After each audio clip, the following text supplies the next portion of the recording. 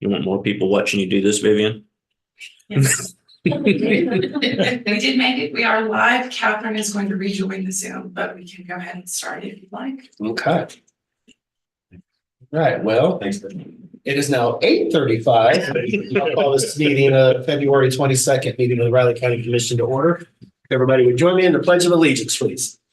Pledge allegiance to the flag of the United States of America and to the republic for which it stands, one nation, under God, indivisible, with liberty and justice for all.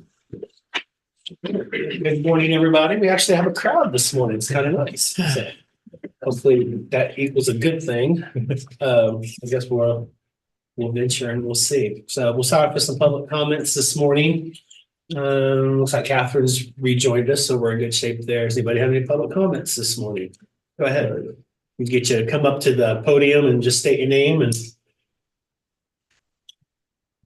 Sir, just so you know, there's a 3-minute limit on public comment. If you like, if we get close to that, if you want, I'll let you know. Thank you so much. My name is Larry Keel. I live in Valley Wood Division. There's been a problem with water drainage here since it's been built. And what has happened with planning commission is the issuing building permits to LL Investments LLC, who has restricted the water flow, raised their property, and flooded other individuals that live in that community. I have the photos from what they've done. These right here are the how they've redirected and raised their property. And these are the damage that they have caused. The building permits were issued by Devin Hobbs. He told me that there would be no building permits because I saw them moving dirt back there. He told me that there'd be no building permits done until a civil engineering report was conducted. That report was not conducted. I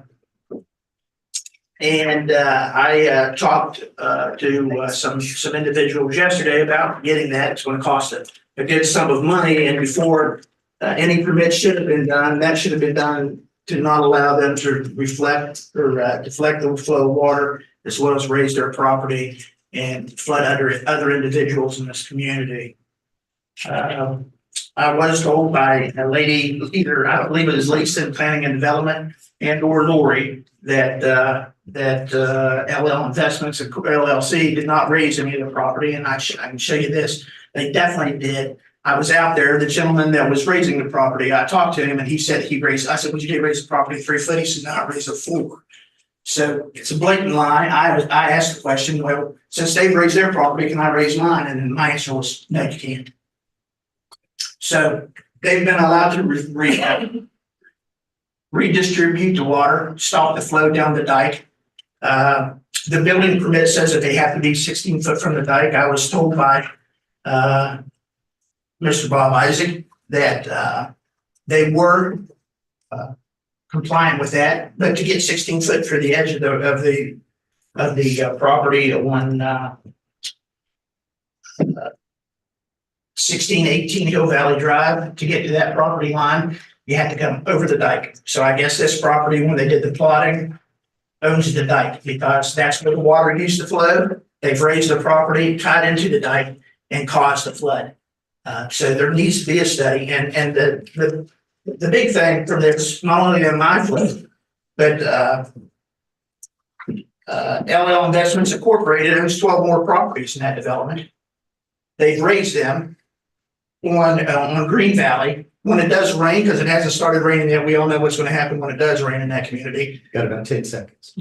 There may be 2 duplexes that could be not just lose their backyard, that could be underwater, because there can't be allowed to have any more building permits put there until this study, the civil engineering study, is done. Thank you so much.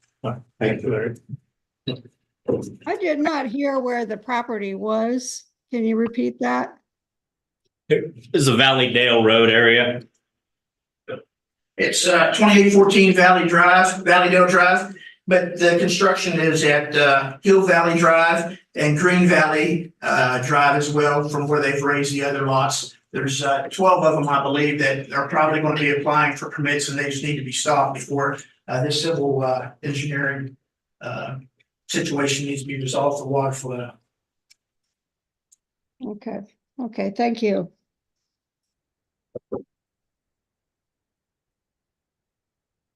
Any questions, comments? No, okay,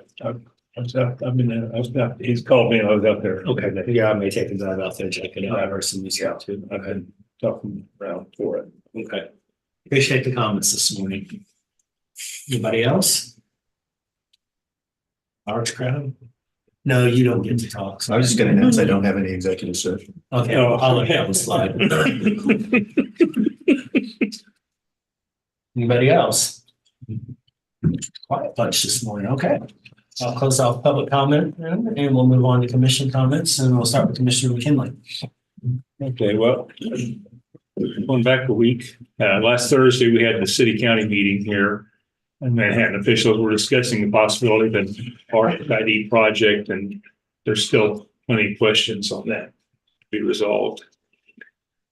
Sunday evening was the RCPD Employee Appreciation Dinner. It was a nice crowd, and they gave out their year-end awards to corrections and officers and different ones. It was a nice event. Monday evening, I attended the Manhattan Catbackers event. The speakers were Jason Mansfield, who's the new volleyball coach. Well, he's been here. And then Connor Riley and Matt Wells, who are the new offensive coordinators for the football team. That they each gave a little bit of their own life story and their coaching paths and kind of intense of what they're looking forward to. It was a very interesting hearing from all of them. Tuesday afternoon, I met with Rich Fargo and then Clancy and then Amanda, reviewing information from two constituent calls that come in. One was some abandoned vehicles in Bridgeview Heights, and the other was Mr. Kale's problems out there. And I also discussed a few other things with them. Wednesday was the Juvenile Detention Board meeting. January, that meeting had been canceled because it was right in the middle of the freeze. Yeah. Reviewed the year-end. So we reviewed the year-end financials and monthly reports and approved a new drug and alcohol policy for employees. We also sent a letter to DCF about the search policy for incoming youths, trying to expand it a little because they did have a kid sneak some in. But then they also January was the quarterly review from DCF, and they got a good report. Everything's going well. Then last night went to the K-State women's basketball game, playing West Virginia, who was also tied for second, and it was an exciting overtime game. Yeah. The crowd wasn't, like a third full, but it was a very enthusiastic crowd and really got into it at the end of the game. It was a lot of fun. And that's what I've got. Okay. Commissioner Pokey. Well, I don't have a lot. Been doing a lot of exercise at home and at PT and it's coming along pretty good. So it's I haven't really been doing a lot of business as far as it goes, but I have been keeping up on emails and documents that have been coming out. So that's about all I have. Okay. Oh, I am planning to be back in person on Monday. Okay. Okay. Sounds good. I got quite a bit, but I won't go through all of it here in a matter of time here since we got a late start. Second, Commissioner McKinley's summary on Thursday's meeting, city county meeting there. Friday, I wasn't feeling overly well. I was going to attend the Landon lecture in person, but I chose to go ahead and just watch it online instead. They had a live stream on it, so I checked that out. Guest speaker, of course, was current Kansas Governor Laura Kelly. Gave a speech on civil discord and being bipartisan in the current political climate. Following that lecture, K-State President Richard Litton and First Lady Sally Litton gave some brief remarks on their health promoting university. I guess that was in the courtyard there. And it's just kind of part of that commitment to the next generation program of the land grant institution. So it's part of one of those one of those mission statements that are kind of combined into that. Saturday, I went to the K-State TCU game. Tough game. Just tough game. I think I'm gonna quit going to basketball games because every time I go, we lose. So I'm just gonna stop. Bad luck. Need good luck. I was at least hoping that they would miss that last shot and we'd go to overtime, and then maybe I wouldn't be bad luck, because, but no. Times are good. He hit that and I just said, yeah, that's it. I'm done. Not doing it no more. So, Sunday I attended the appreciation awards banquet too at Blue Mountain Hotel in Goolsby's for Riley County Police Department. I think one of the things about that particular event is when they give out those awards and stuff, just how much energy. Yeah. Everybody cheers everybody on, claps, hoots and hollers, and really it's a good thing. They really cheer each other on over there at the agency over there, and I really think you picked up on that this year, and it's a really, really good thing. So I just wanted to mention that. K-State baseball started over the weekend. Won a couple games, lost the game, lost the other night. I don't know why I can't get out of the gate and just start off good, and I don't know. Maybe starting baseball in February just isn't the best thing in the world. Maybe just wait till March. You don't have to play until June. Just wait till March. I don't know. Anyway, Tuesday had the February meeting of the law board. Not really an overly long agenda. I had a few public comments. Discussed a little bit about the upcoming Fake Patties Day, which will be next Saturday. There'll be some interesting dialogue, I think, post that this year. Voted on 2 addendums of understanding dealing with 2022 and 2022's Midwest High Intensity Drug Trafficking Area Topeka DEA Task Force. Cut that one down and make an acronym out of it. And the majority of the meeting, we actually discussed centered around the 2024-2028 multi-year strategic plan and all the department goals and objectives that were contained in that. That was probably about 90% of the meeting. It's up online and on their website. So trying to transition through a few things there, there may be a few changes along the way there. Also Tuesday, attended the February Board of Directors meeting with the Manhattan Area Chamber of Commerce. Got a state legislative update from Dick Carter, who's their chief lobbyist there over there, and Mike Madsen. Got a statement on the jobs fund and funding programs for community projects and an update. Chamber President Jason Smith talked about the project status report, potential business park plat that's being discussed, child care accelerator. They did get some new grant money. They asked for $5 million and they got 3.2, I think, million. So they didn't get the full grant, but they got enough to continue moving along on that.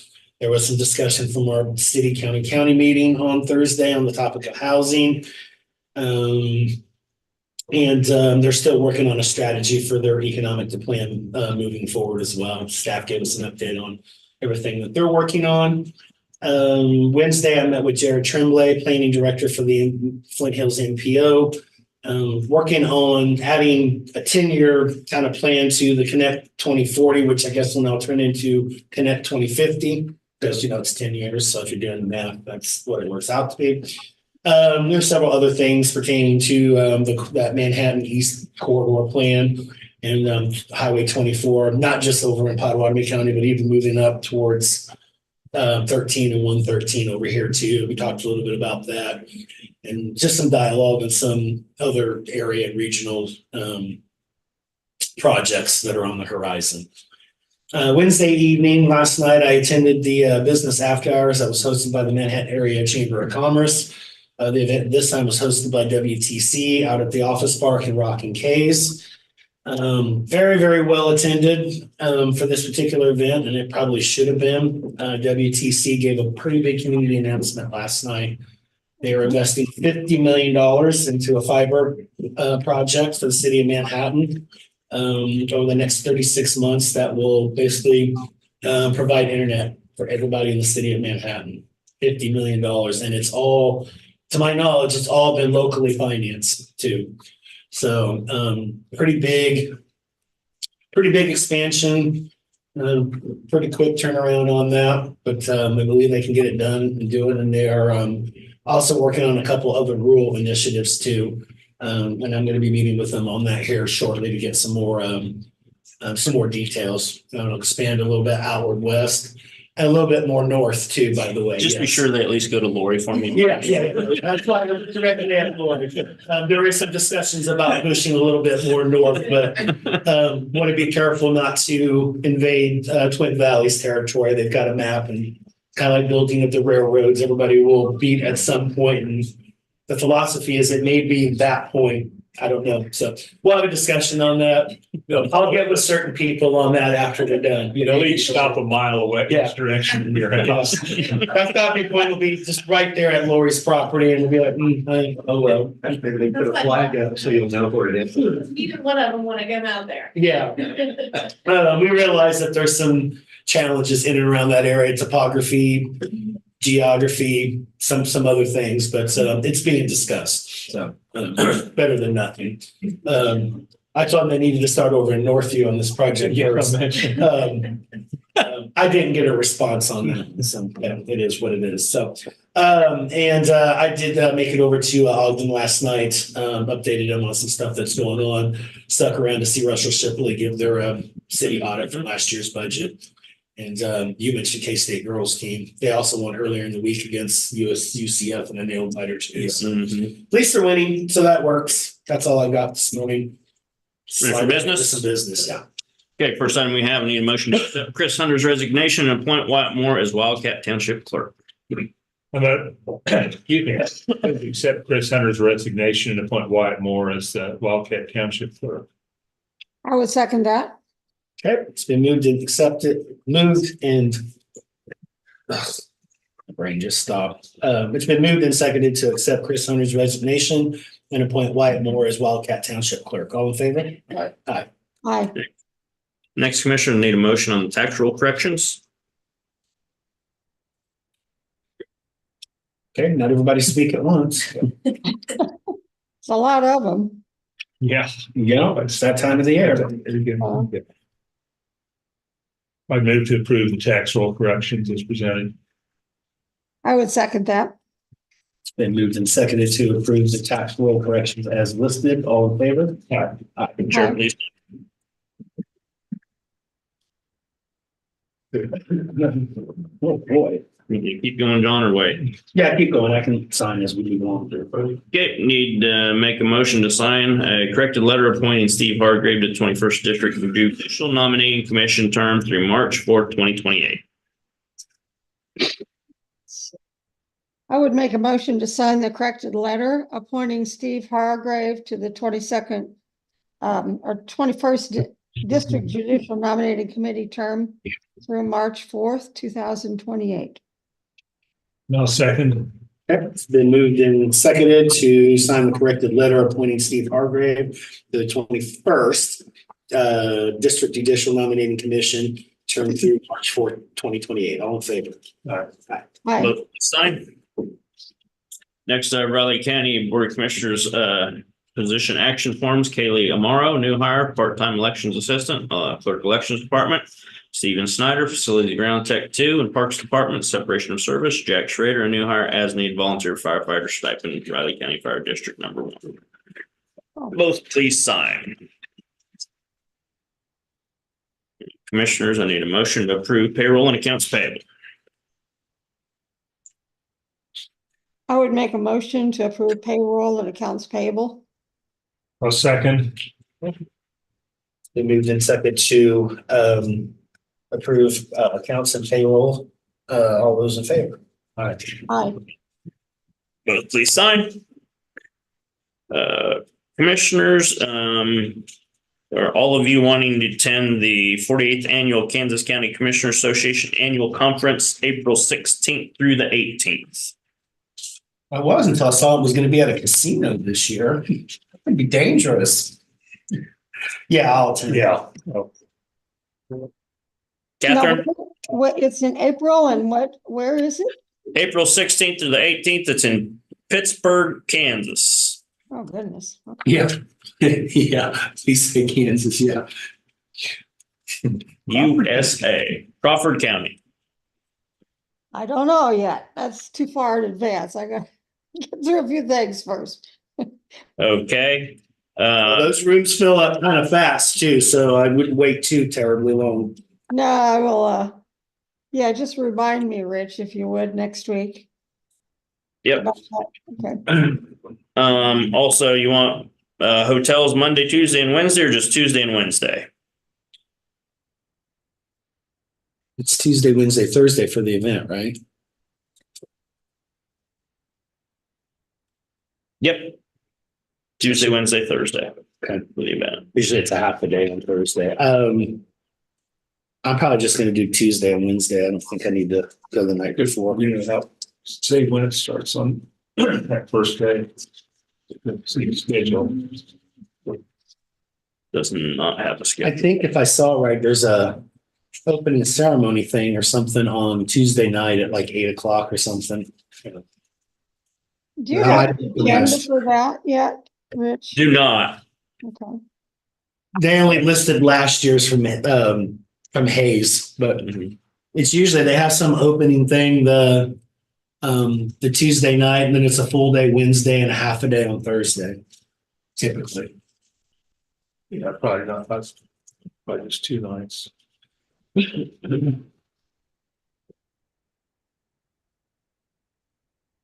Sounds good. And then commissioners, due for county officials luncheon, coming up. The board expressed interest in holding one at this next one. Topic. I think, did you want it to be budget or was there Yes. some other or additional topics? That's one topic I wanted to discuss for sure. Anything else, commissioners? Everything. Got that, Clancy? Yes, sure do. Thank you. You bet. Commissioners, any changes to the minutes? I did. Everything. I do have Rich. Just a minor one.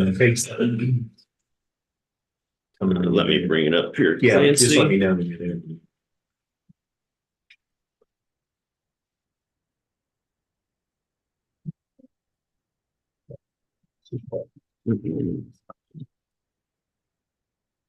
Sure, I got this one signed if anything. Where's it at, Clancy? What section? It's number 16 at 10:30. Gotcha. Yeah, could you just strike that title? The board earlier approved a different title, which I can read to you and I can also email. On the motion too. Yeah, well, actually, just the title of the. They didn't pull it up, but I think it's just the title that's sitting there right there. I don't think you need to change the motion. The motion is correct. But the title of the executive session changed early in the meeting. Because it says executive discuss performance, and I remember you did change that. Yeah, that board did, and it should be employee and employer negotiation. I remember that. Yeah, that should be the title instead of what's in. So no big deal. And the motion's correct. It does say that. Yeah, no, I remember that change. Should be changed, sir. Thank What we you. like to call one of those flood situations there, Counselor Coleman. It is pretty fluid. I've already changed my driver's license. Okay, good deal. He's now Counselor Coleman. Yeah, I saw that. But only 3 times. Yeah, 35. What I sent him a note about, he said, but I did get the Clancy right. That's me. That was spelled right. Okay. The initials work a little better, CC. Any other changes, commissioners? No. Get a motion. I moved to approve the minutes from the February 15th meeting as amended. I would second that. Okay, it's been moved and seconded to approve the minutes from the whole week, February 15th meeting of the Riley County Commission is amended. All in favor? Aye. Agenda is okay, commissioners? Yeah.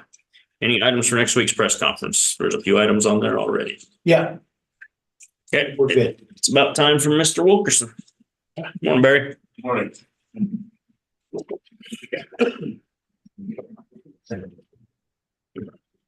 Sorry. I just wanted to, Hang on just a second, Barry. We're not quite at 9 o'clock yet.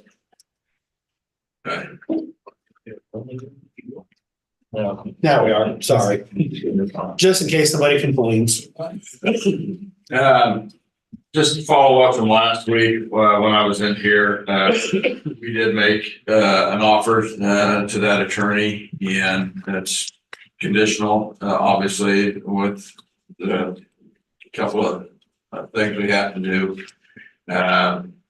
Background's been passed, so we're just waiting on one other item and then it will be official and then we'll announce the name, but I did want to say thank you to the commission that made it possible for us to make a hire, and I believe a tremendous talent will be brought to Riley County. And certainly thank Human Resources and Michelle, she's in here for helping us make this happen as well. So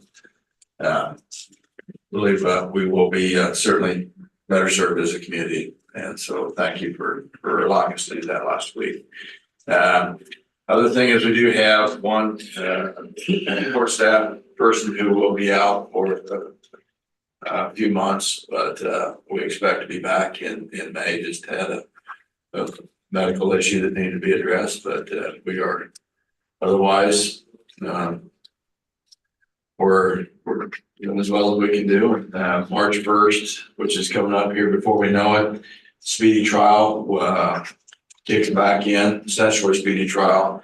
And so we'll adjust and we'll have to get trials. The idea is, well, somebody's in custody, they have a right to have their trial within 150 days. So that's obviously going to put everybody on higher alert as far as getting things moved through the system and everything else. But I think we'll be in good shape going forward. So do appreciate all your support and once again, thank you.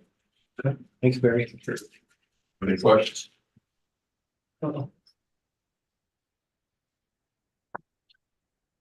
Thanks, Barry.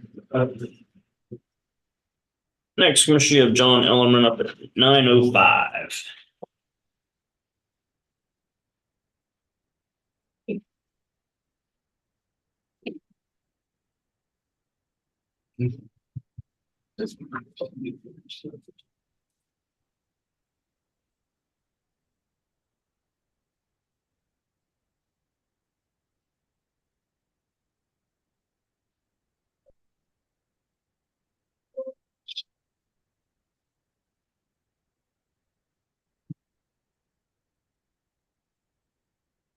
Girl, how you doing? Keeping that son of yours in mind? It's impossible, isn't it? You would know, then. Any more than a full-time job, right?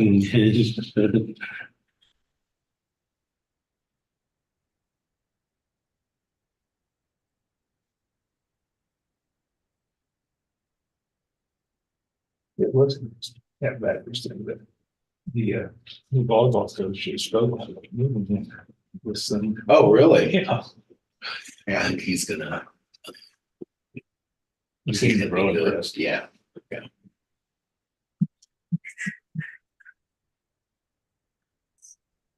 Everybody's been saying, oh, Matt Wells, he's just here for a year. So we'll find another. I don't see him yet say that. He said because when he was in Oklahoma the last 2 years, he moved his family stayed. Yeah. I love it, but they're moving up there this summer. Once the kids are done. Well, they got that a 3-star kid in the 25 class that they've been scouting from day one. Yeah. So Just interesting, someone said, because they had just announced it earlier that day. Yeah. They asked me about it, because they can't speak. yeah. I can't speak about it pretty well, but then somebody asked, he goes, Can't speak. I cannot speak. I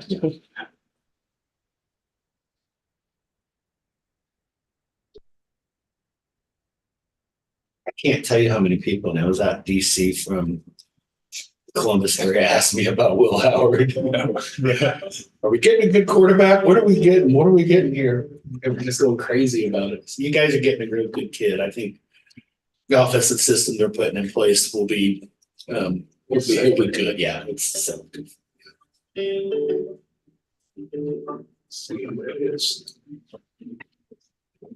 Rich, What's that? is that phone? Say, yeah. Oh, okay. You're off the hook. Never mind. Your phone rang over here. I didn't see who it was. had a non-phone ringtone, so I thought it was your cell phone. I was gonna First charge one. this. On my hat, mine's always on vibrate. I never change it. Okay, John. Morning, John Ellerman, Public Works. This morning I have in front of you a request to hold an online auction with Purple Wave. In the list, we do this once every year, at least once, if not. Thank you, man. On the available. You guys get antsy when they have a few pieces of equipment sitting out there that they'd like to get rid of, so. On the list and the back page here, you have the manure spreader, which I don't know how and when we got that, but. Get antsy to get rid of that one? Yes, Wow, okay. We wouldn't be putting to work on that. Gotcha, okay. I don't have any volunteers. I get a mental picture of that scene from Back to the Future where he runs his car in the back of it and it all slides down to his car. I remember I have that. a motor grader and a couple, well, 3 trucks with plows, no car. The 2 windmill towers that we had taken down are sitting out back that we'd like to get rid of too. So that was the 2. No, not the 2 tall ones, yeah. Well, maybe somebody. Yeah, go ahead and bid on those too. As is, you come and get. When are you gonna get those down? Yeah, As is where is. we can add those to the list, can't we? You can give him direction for Yeah. sure. It just takes 2 2. votes. That's not the issue. Oh. There's some, the one up has ties with college. And they're trying to make sure we don't enter with any of that dealing before we. Yeah, I think there's people that are wanting to come and get them. It's just a matter of making that happen. No, I say make that happen. No, it's just something I'm thinking as well. Make that happen. And then, Rural Fire has a handful of stuff, hoses and whatever out on that, so. If you guys, agree, then we'll get the auction started. I think it said, April 16th and 30th. We rid of some more old equipment. I'm thinking, I'm thinking of a couple good uses for that manure spreader, we might want to keep that. I don't know. You can deliver it anytime you want. Some people might reference politicians. I was gonna say, they probably say there's enough of it spreader in here already. That's a good point. That probably needs a tractor to pull it though, doesn't it? Yeah. Not Okay. what I was thinking anyway, but we won't go there. I don't have a tractor. I'd go for it. I would authorize staff to move forward and authorize Public Works to contract with Purple Wave to conduct an internet-only auction to sell surplus vehicles and equipment. I would second that. So I don't know, did you get the signature page for the intent to sell? Okay. Okay, it's been moved and seconded to authorize staff to move forward with Public Works a contract with Purple Wave to conduct an internet-only auction to sell surplus vehicles and equipment and begin the process of dispose surplus property. All in favor?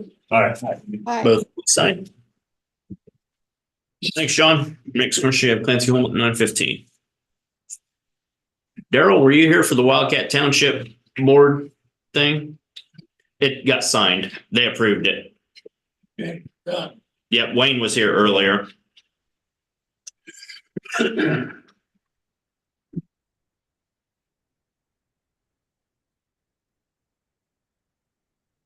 2007 Chevy Malibu. Huh? Yeah, saw that. Not bad mileage for I that. saw that.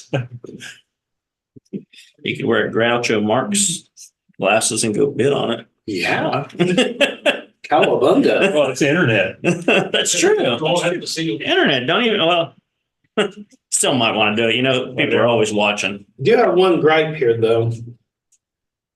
I guess my name is Joa.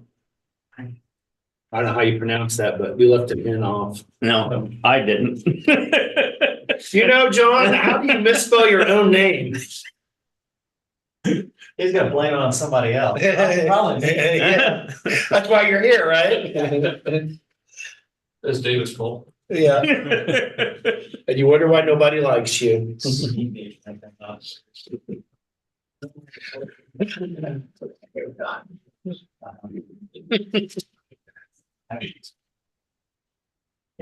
That is good. It's not often my name gets misspelled, particularly by somebody else with the same name. Yeah, no kidding. Isn't that ironic? Uh-huh. Well, I don't know. I looked at my minutes when I was talking about, what did I say? Well, I jotted down some notes from last Thursday meeting to do Commissioner's Corner this morning, and I went to read them. I couldn't read them. Yeah, we're gonna ad lib this after all. And you know, that's what he's got.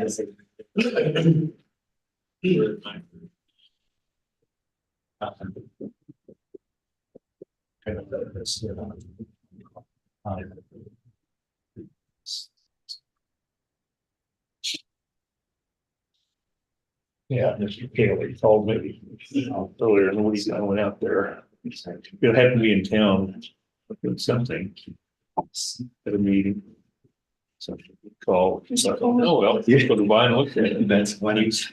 I need to stop by and look at that. That's on my way home. I need to remember to do that. It's the new houses that go. Always racing. I won't even remember to tell you.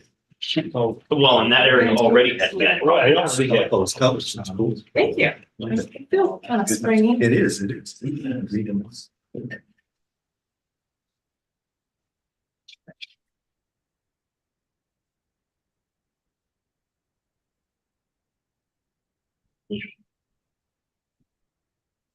You didn't have anything here. No, I didn't have anything for the packet, so.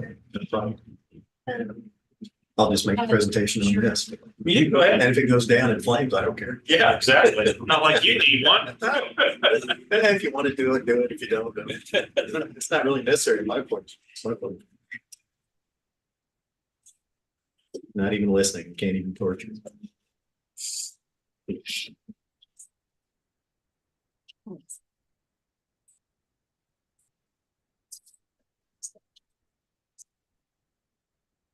Say, that one's worth reading. Not reading, but I was just looking at them.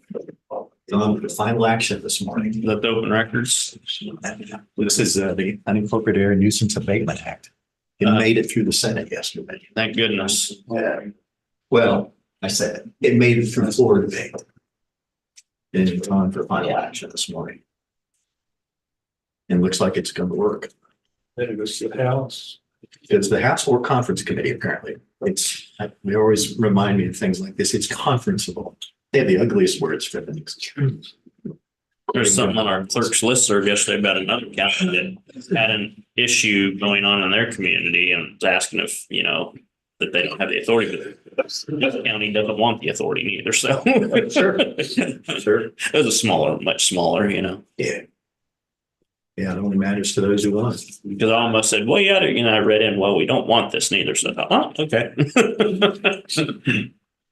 They don't want to be part of the site. Yes. But the good thing is it'll be, this is for both us and Crawford County. Yeah. So it's good. Hope it survives.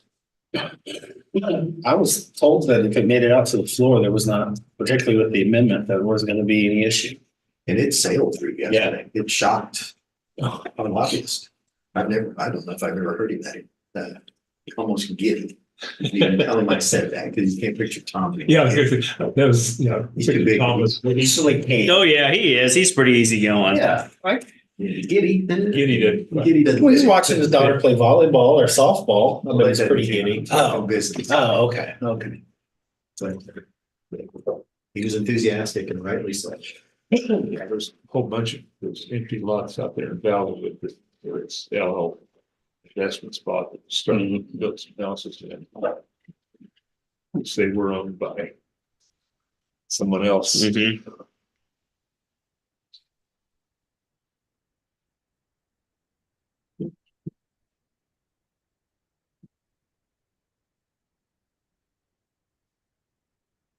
But there's your workforce housing too. Hmm? There's your workforce housing. Yeah. Oh, for sure. Absolutely. Yeah. Go ahead, Clancy. Good morning, Commissioners. Clancy Holden, Rutherford County Councilor. Clancy, what? Holden. It's a package today. But yes, I've been renamed by the newspaper. Just want to talk quickly about Senate Bill 162. As I've mentioned individually previously. That's it. Of course, the Riley County bill proposes the Unincorporated Area Nuisance Abatement Act. And all it does not expand the authority of the two counties involved in this, because it also current bill includes Crawford County. If this goes through and eventually becomes law, it's cleared an important first hurdle. It made it through floor consideration yesterday in the Senate. Has now been placed on the calendar for today with a small number of other bills for final action, which should mean, as I understand it, no debate, but only a vote up or down on this. I say that knowing that every single rule seems to have an exception. Yeah. And so we'll see. But it looks like the prospects are reasonably good to now apparently it is subject to going to either a conference committee or to the other chamber. I was thinking it would only go to the other chamber, but apparently that's wrong. So it could apparently go to conference committee. At least that's what I was told yesterday. And I was curious on that. Why would it? I don't know. I mean, it only goes to conference committee if I it thought goes to there- the other chamber and there's something different, but we already amended it, so it should be the same, I would think. And Okay. I have no, I just accept it when it's from the professional lobbyist who tells us that that's possible. And it could be he misspoke too. Okay. In conference. And he's kind of thinking out loud. They got to put something else in it. They could. Oh, absolutely. What you have in conference committee, and that's what's frustrating. It's on the one hand, it's still moving if something goes to conference, but then you have a very small group that's deciding how that bill finally. On this one, That's what I hope we can discuss the House and get through it. on this one, I think it would almost be impossible because it does, I don't know what you would take it, strip it and attach it to. I mean, they do that a lot with funding and appropriation type stuff, but this is kind of outside of all those said things. I know. There are exceptions as mentioned, but I'm just not seeing where they would take this gutted or take this and attach it to something else. I think it's just kind of standalone, but stranger things have happened. Yes, they have and continue to have. Exactly. It's good news as far as it goes. Might as well enjoy the fact it made it through floor debate. It was packaged, quite frankly, they were looking, as I understood it, from the lobbyist, there was discussion apparently on the floor. Don't hold me to that, but okay, we're done with whatever we're considering now. Aren't a few of these other things, are they non-controversial? Can we just move them to final action? Somehow that happened. And I think it's because it was following along, as I understand it, and properly so, Sedgwick County's bill, which was due to sunset if they did not remove the sunset provision, which happened in committee. But I'm not even going to try to untangle what happened on the floor. So the key is it's gone to final action. It's on the calendar with a short list of other items today. And it will go somewhere today if it doesn't get derailed. I don't know if it's going to conference or the other chambers, but it's still moving. And it's a great thing if it manages to become law, of course, because it's not really an expansion of the normal authority that the county commission might exercise on nuisance property. It just means that if there's a nuisance and you've already gone to district court, none of this happens until you first go to district court and get a finding from a judge. You have to prove there's a nuisance on a property in the unincorporated area. So there has to be an actual finding by a judge. It's a nuisance. And that's not a rubber stamp. Once that happens, then the other provisions become activated where the county commission can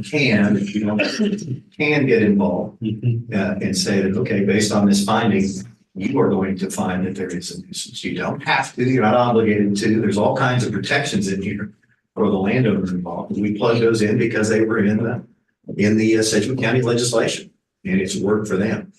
And here's what I think is one of the best things about how it's worked for them.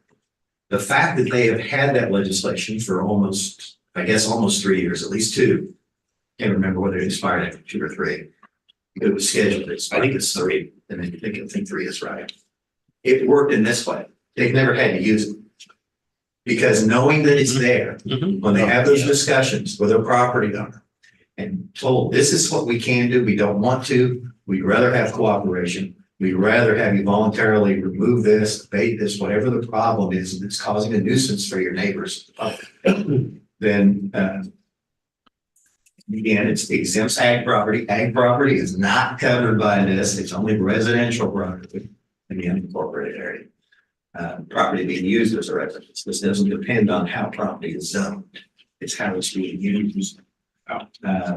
So we have those discussions. They can work with people on property. And if people know that there is actual authority behind something, and here the authority that matters is what you don't have now because of a Court of Appeals decision. Court of Appeals held that counties don't have the ability to do what cities can do. Cities can clean up properties if they reach a point, as everybody knows, across the city. They can clean up properties that are a nuisance. They can't get cooperation, can then they won't make that property responsible through a lien to pay back those costs that the rest of us have had to pay to fund the cleanup operation. So there are provisions in here for that, to give the county the ability to have that as a final means of convincing someone, quite frankly, you need to take care of this nuisance. Because if you don't, the county will, and then there will be a lien on the property. It's not a personal judgment, but there will be a lien on the property for those costs. And there's even provisions in here, as you can see in the bill, just like Sedgwick County. If there's disagreement about whether those costs are reasonable, that comes back to you. You can decide, well, we're not doing that. We're not, that's too, that isn't warranted. There's all kinds of protections afforded the owner of the property, as there should be. It's a pretty comprehensive list of things. So it's not some clean, one-sided hammer that is going to be available for counties to use improperly. And quite frankly, that's probably why it's gone as far as it has and why Sedgwick County was able to get it. But to me, the great part is the way it works is when you don't have to use it. Yeah. But you got to have it in order to not use it, given the Court of Appeals decision. So be glad to answer any questions. We'll see where it goes. I would be clinically depressed if I have to get back to you and tell you that it's now been derailed. But it's, I didn't find anywhere, it goes into effect July 1st, then I assume. normally it would go into effect July 1st. It says it goes through July 1st of 2027. Yeah. So I assumed it started at July. Yeah. I didn't find that in there, but Normally that's what they do, if they don't say anything else. They will have, as you know, they've had plenty of legislation that becomes effective upon publication in the Kansas Register. Yeah. And they'll do that on something they want to address right now. But this was tied to July 1st because the overwhelming majority of bills that go through each house start July 1st. It's much like the state's fiscal year. Yeah. So the amendment in the Senate committee was adding the provisions for Crawford County, not our actual amendment. Well, they did ours too. They did amendments that we were okay with that have offered clarity. They wanted the bold print that you see there are items. Right, that's in section 5, subsection A, subsections, section 7, subsection A. Sure. As That we follow includes the that part bill. for Crawford County. Okay. Yeah, but There are as some differences we there. follow the bill, there were some changes to make sure that ag properties of a particular nature were protected. We had no What you're problem with looking that. for is there at the very bottom here. Let's go with that. And that could be, oh, yeah. I knew I saw that when I Well, read through. it said it expired July, somewhere else. Because that actually was not in there to start with. That's actually part of the amendment too. Otherwise, it would have been July 1st. So we have to kind of pay attention to that because that could be before July 1st, the way that's written. Okay, so we'll take a look at it. And again, it's still subject to change. Yeah. So the only thing. Yeah, if it goes to conference committee, that could be a point of contention, to be honest. I would like it to go to the other chamber.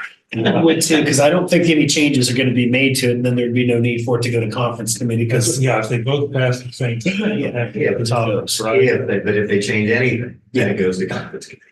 But I think it should be okay because we've had some communication and I think the committee was likely to be sent. Again, leadership will determine. If it goes where we think it is going to go, which would be the House Committee on Local Government. Yeah. They'll at least listen. They're receptive. They know the chair of that committee knows this is out there.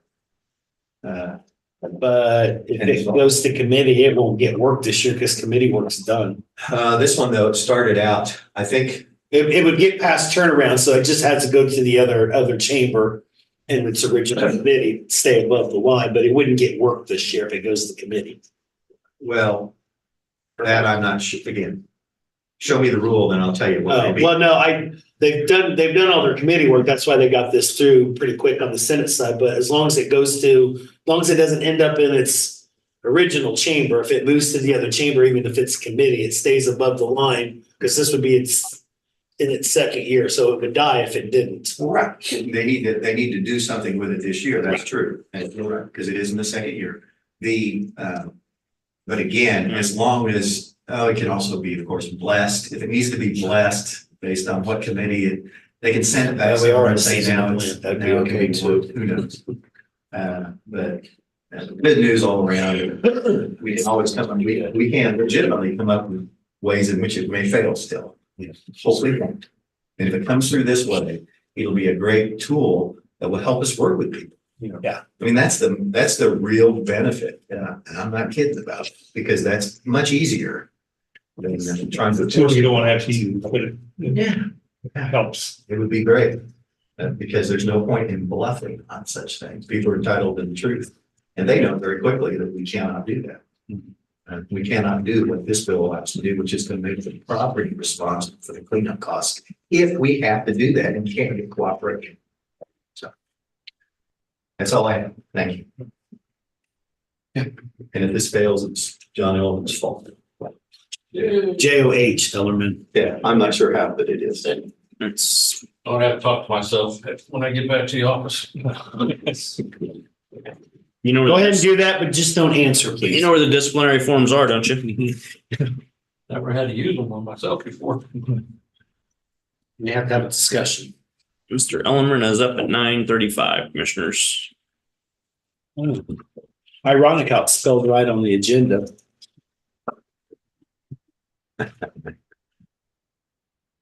That's because that's his name. I know.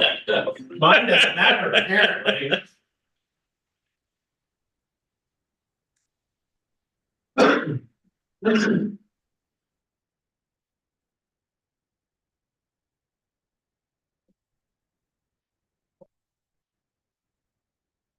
You two, and you can have a second. No, like, And you did not either.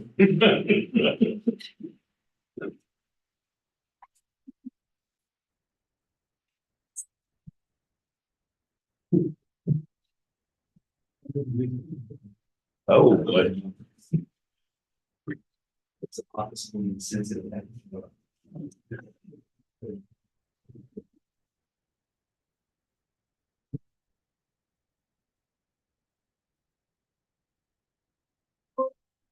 Okay, there. So what time is that?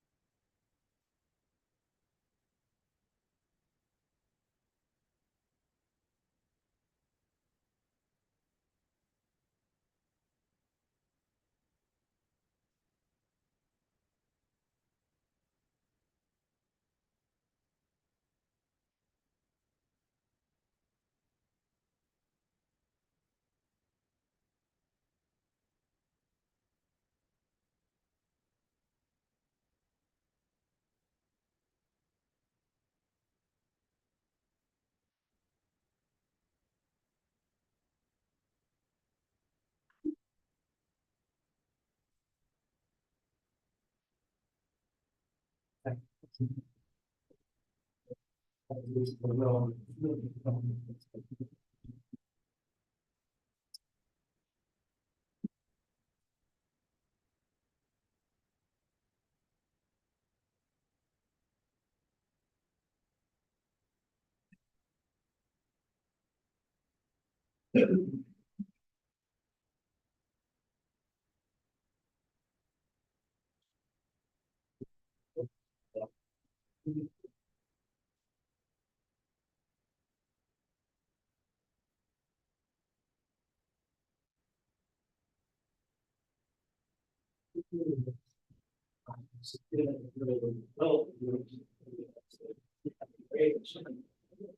like how you it's how it is. I mean, it's really much.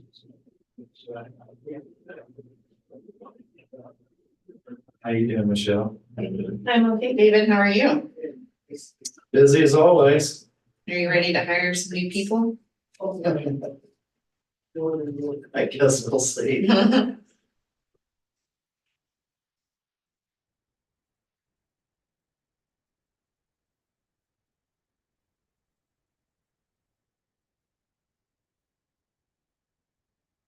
We're not, because of private litigation.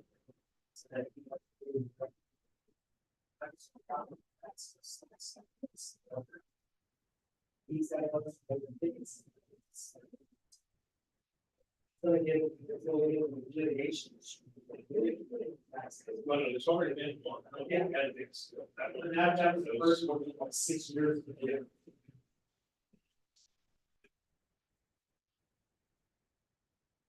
Yeah, really wanted to put the for the steel, but not that's. These are the not real. You know, I can't go over and tell them nuts. Usually I would start it. We're gonna live a month with this month, and what's straight. I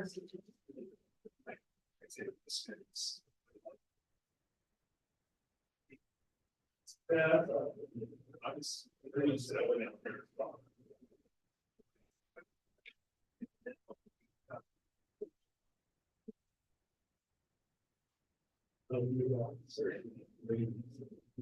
that. We had some back. Well, now that we should go in the opposite direction, or that's kind of the reason.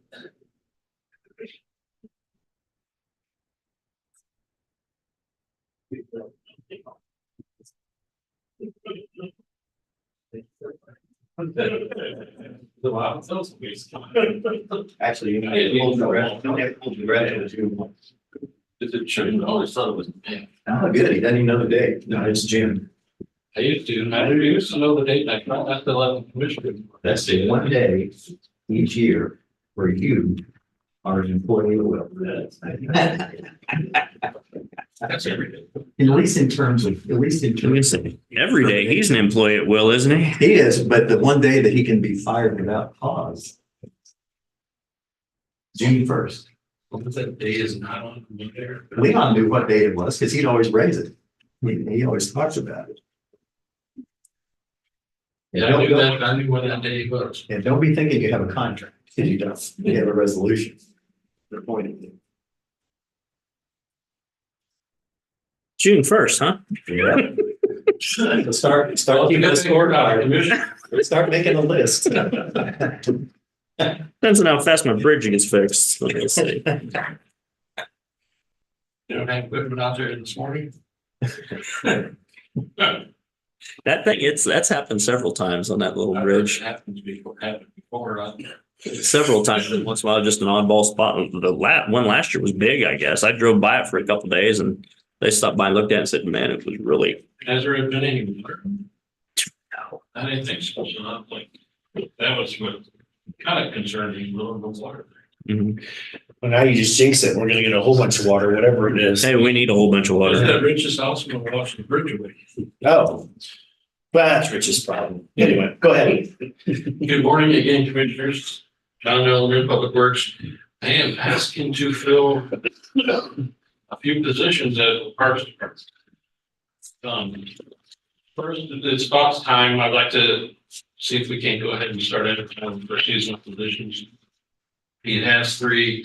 kind of geared towards parks and there's two others that are for road and bridge that we haven't been using. If the parks could use them, we would be okay with them moving to the park. And the other one is facility and ground tech positions. I have at least one opening. Next week, his last day is next, and you signed his sheet this morning. Possibly of another employee moving over to Road and Bridge sign, and we have another extended medical leave that may or may not be able to come. No. With it being March here in a couple of weeks and spring and lawn season coming, we're kind of in a bind without employees over there. And like to be able to hire the positions we have available. You know, you just talking about spring just jinxed us. So now you're gonna have snow removal. So you might want to hold off on that just for a little bit. Well, I still need one of them to drive a truck. Okay. The job descriptions are pretty close. I do want to get with Elizabeth and Michelle about changing the CDL requirement from required to preferred. There's a lot of times where they don't need necessarily to drive a truck, but it'd be handy if they were able to. And we would kind of push that still, but not make that a requirement of being hired. It's the CDL part for the parks department. For the tech too. Yes. In terms of the seasonal positions, refresh my memory, where did we end up landing last year in terms of how many we had actually hired? So we didn't hire all of them. We had 4 open, we only hired 2, was that right? We had two. We had 2 off and on. It is for varying periods. Bless you. And the year before. Now you're asking me to remember a lot. I know, but you're doing a better job than I am, so that's why I asked. It's pretty much the same the year before as well. It wasn't in 19 and 20. I think in 19, I had like 4 or 5. Some of them were part-time, some were full-time, and then in 20, it was more like 3. So I had 2 guys come back 2 years in a row that were college kids. But since those 2 years, it's been more difficult to fill positions. Okay. In terms of seasonal and temporary employment, that's an issue. Yeah. Just across the board, not just with us, it's just an issue. So it'll be interesting to see how that shakes out this year. Knock on wood, we've done really good with the college kids in elections. Yeah. And we've got some good ones and HR as well. I don't have any other questions. Find that.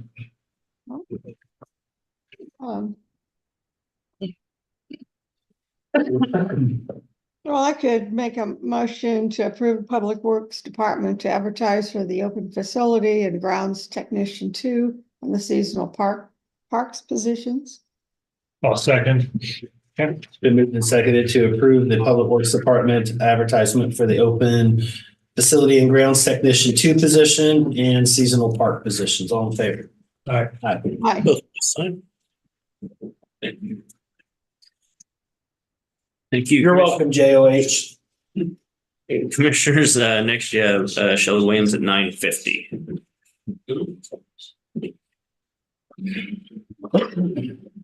Thank you, everyone. Thank you. Yeah. Sure. I've been talking to I may need your help. Oh, you need lots of help, that's for sure. Little extra never helps. I went and visited with McCullough the other day. Yeah, might need you to make a phone call to. Yeah, for sure. On, The parking lot and using it for at least the roof. Oh. Mhm. Farland's response that when I talked to the lady over there, didn't really want to give up anything. Yeah, remind My me, card to have higher up call me and no one's called it, so remind me, I'll call Charlie. is it Megan too? Is that? That's his daughter. Mhm. So she's over in the area and that's who. So they have corporate and then they have the other. And I thought that's why I might try to go over and talk to her directly. Let me talk to Charlie See first. if you can- Let me talk to Charlie first. I don't know what we'll need for the remodel stuff. Can you get me dates and timeline and that stuff? I think we're looking in May for maybe a couple of weeks while they're up on the roof. It can't be any different than when we recoded the sides and stuff over here. Didn't we have to use bits and pieces of the parking lot? We didn't use, We used ours, not part of theirs. Oh, okay, that's right. Yeah, I'll call Charlie. I mean, and that's the problem. They want to be up here to get to the main roof there. The street don't work very well for them. And even if they were, they need to get vehicles out from underneath what's on. And that's Oh, what I would sure. suggest too, and I suggested because the guy that's working on where I'm thinking I can picture him. Wait, man, Angus. Wait, Blade, yeah. Because they're gonna be coming and asking to use our parking for when they're doing work on the worm. And I said, I think the commissioner would be open to it. I said, but here's what I'd suggest you do before you come and make that presentation, get the city on board to be a partner. And for that time period, open this parking on this street as non-ticketed for us. And he goes, oh, that's a good idea. And I said, so work on that. And I said, I think the commission would be okay with it. I talked to him. I'm not worried about giving up my spot, but it does cause a problem Yeah. because I just take employee spots then. Yeah. I'm here before any, Clancy and I are generally here before any, we just take someone else's spot and then employees are displaced. And so. Then we have to get Joe to write you guys tickets. Don't do that. He will do it. No, I actually talked to Blade last night on that very subject and yeah. He goes, oh, that's a good idea. I said, yeah, once you run those traps, and I think the commission would be open to Yeah. it. So, yeah, I'll give him a call. Okay, appreciate it. Any question? Thank you for smiling today. Should we be considering?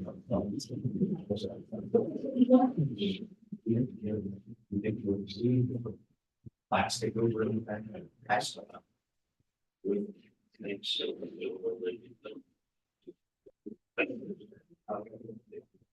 Will we kind of know when that happens? I mean, do we need to do something? Okay. Let us know. Well, let me know. We'll get that and make sure that they do it or we. I don't mind, I mean, whatever we need to do. I'm gonna do their best.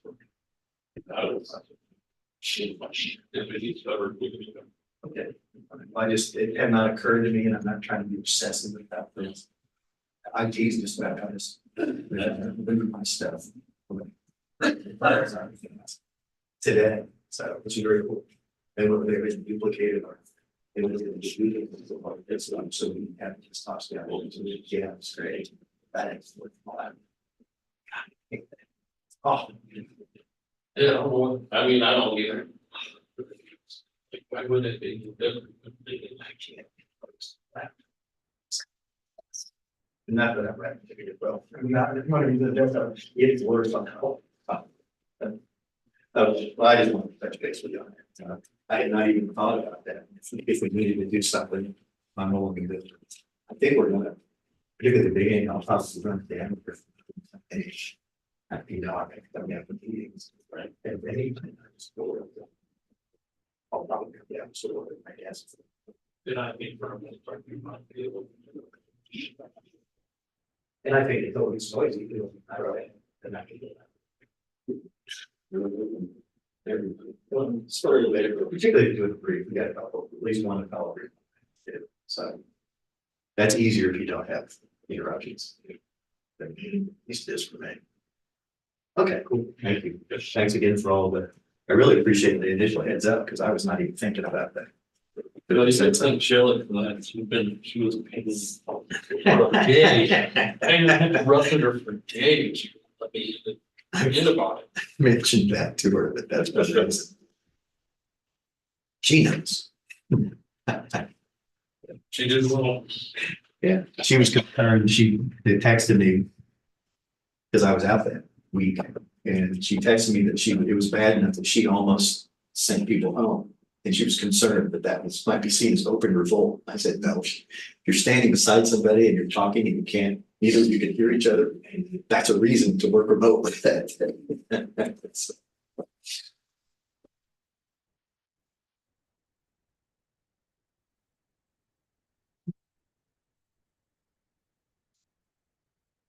Greg's familiar with how noisy that jackhammer was. I think it might have been right outside your window, probably. It was pretty close to his window. Yeah. Well, that's what happened. I didn't even think about that. Yeah, I mean, but it kind of, in that confined space between the buildings, it really echoed it back and forth.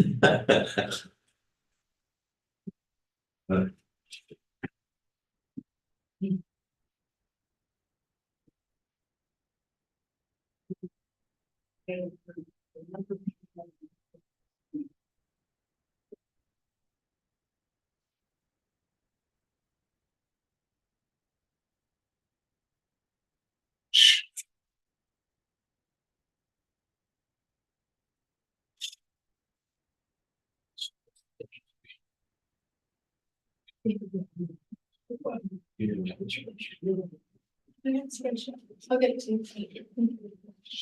But I think what we're doing is save it. Playing calculations on the spreadsheet, so. Yes. Yeah, no, I have everybody's spreadsheets basically ready for that last AP that I'm in March. So that I can have cash balance that's ready for. Since you guys are still charging back in 23. I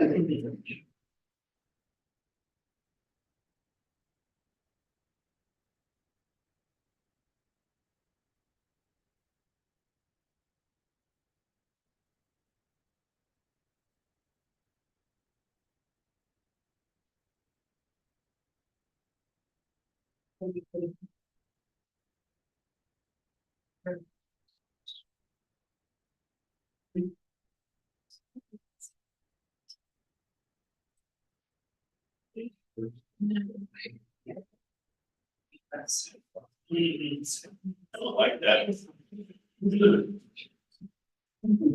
Greg, use your microwave. Sure. One of these days, I'm gonna get rid of this cough and I'm gonna feel a lot better. Yeah. Yeah.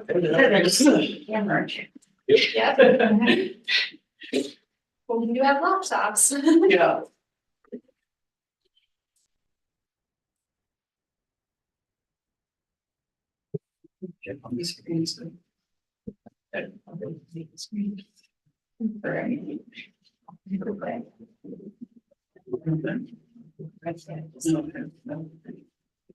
It's pretty massive.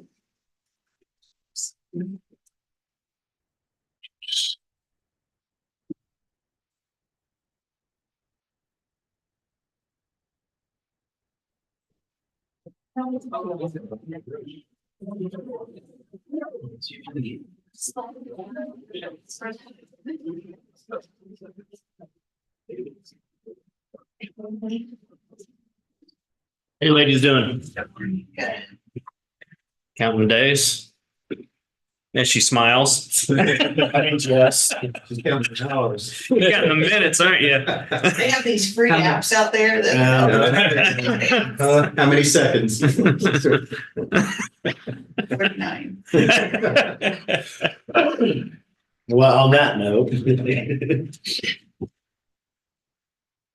Hey, good morning. Good morning.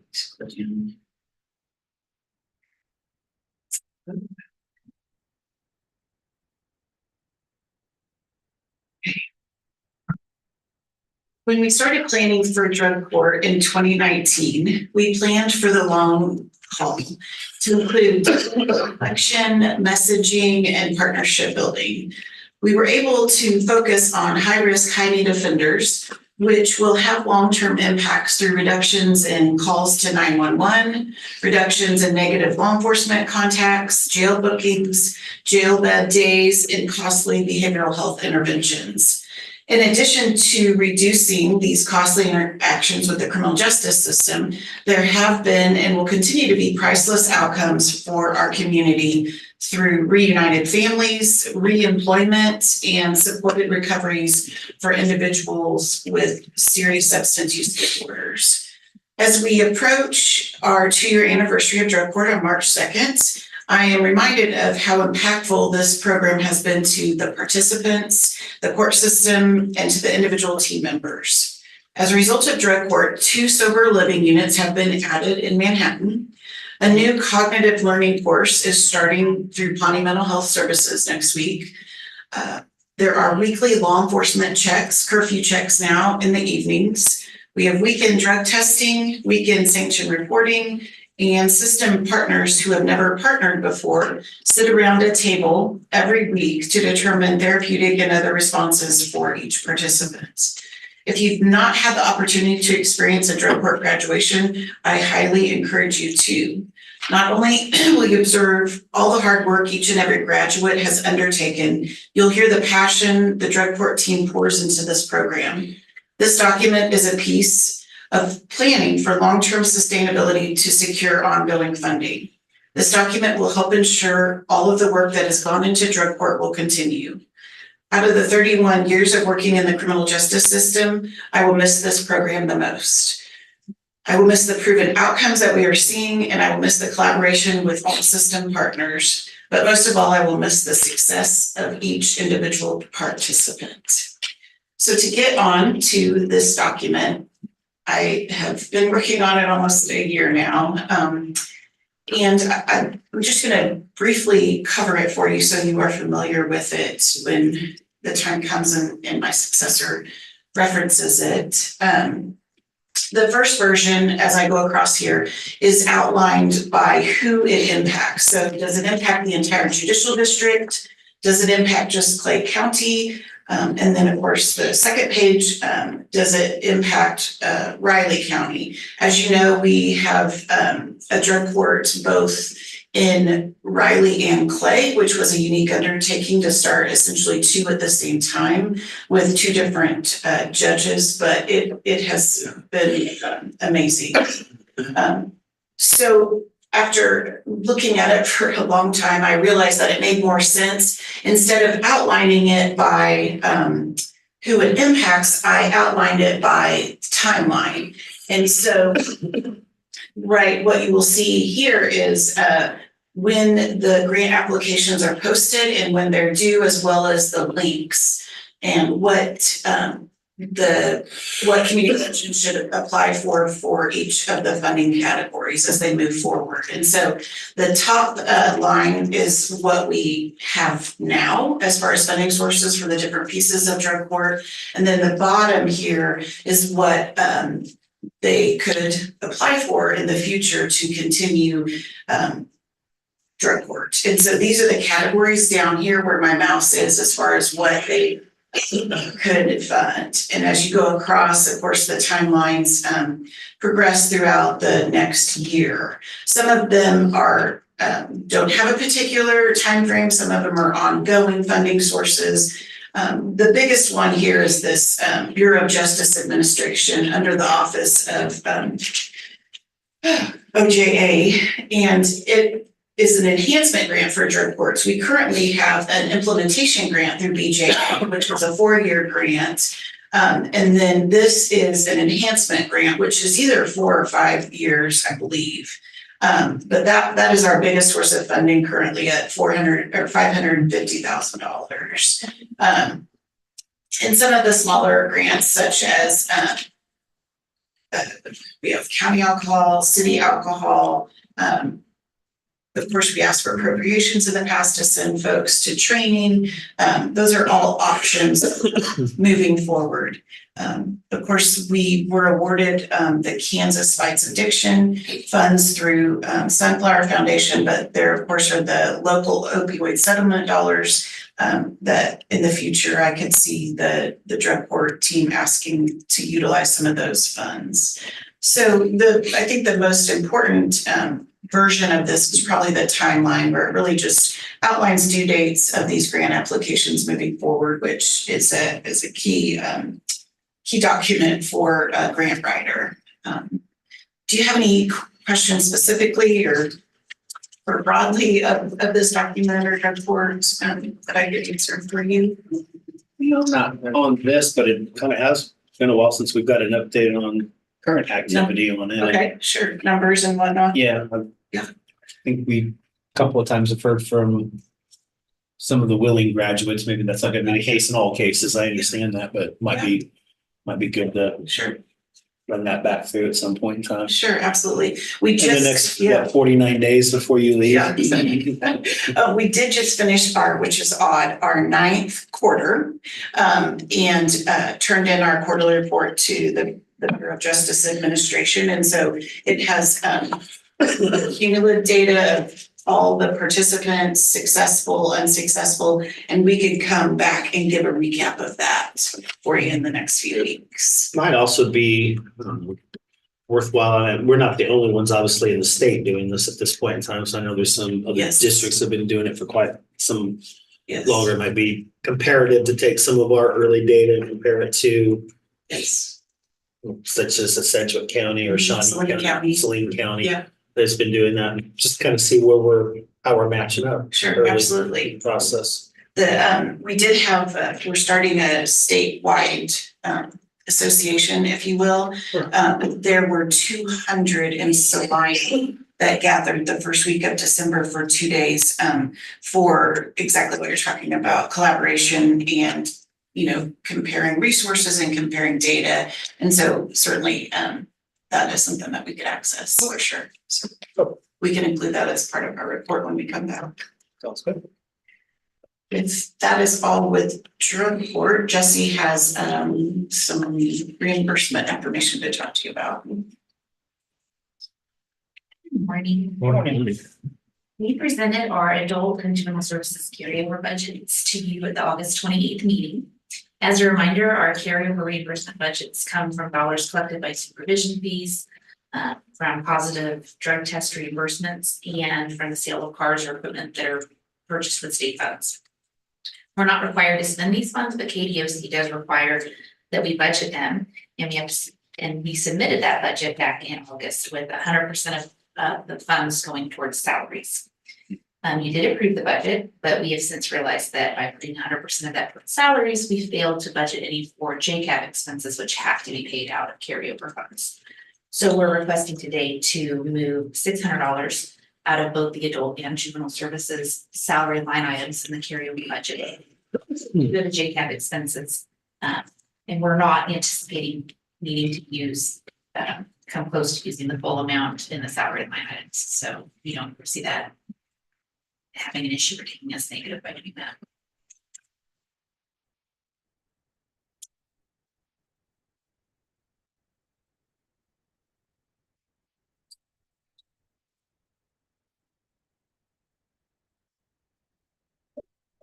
Make two separate motions, one for juvenile and one for adult. Yeah. Please.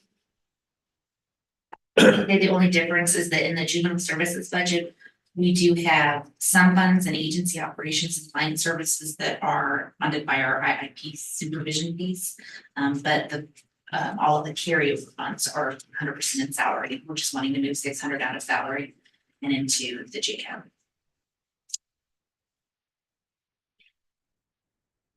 First, move to approve that the fiscal year 24 adult services carryover reimbursement budget modifications, moving 600 out of salaries and into agency operations.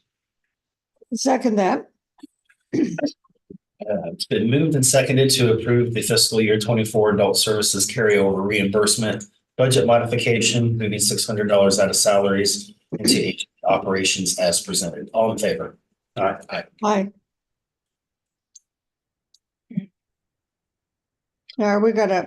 Do we need to do a motion for the next one? Yeah. Yes. Okay, then I would make a motion to approve the year 24 juvenile service carryover reimbursement budget modification, moving $600 out of salaries and into agency operations as presented. A second. It's been moved and second to approve fiscal year 24 juvenile services carryover reimbursement budget modification, moving $600 out of salary and into agency operations as presented. All in favor? Aye. Aye. There should be some signature pages with those. There are. Yes, just make sure I got it. They are there. Thank you very much. Thank you. Thank you. Sure, please sign. Next, Commissioners, you have Vivian Leyva up at 10:05. That's just. Chair, yeah. Just chair. Okay. It's staff today. Work Gale handout here. Well, we haven't been here for a week, so I guess it is what it is. At the stress ball of the office. Oh. I'll try and get it if you need. No, I'm gonna find a box. I have my Staples Easy button. Remember those? Yeah.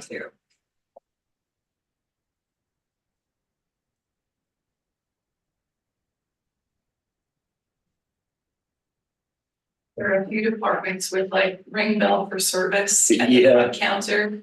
The little kid in me has to, Yeah. like, not every time I walk by, but sometimes. You know, somebody's sitting right there. I'm so sorry I have to do this. I'm bringing it in my own. You gotta stay on, you know? It's the little things. One down.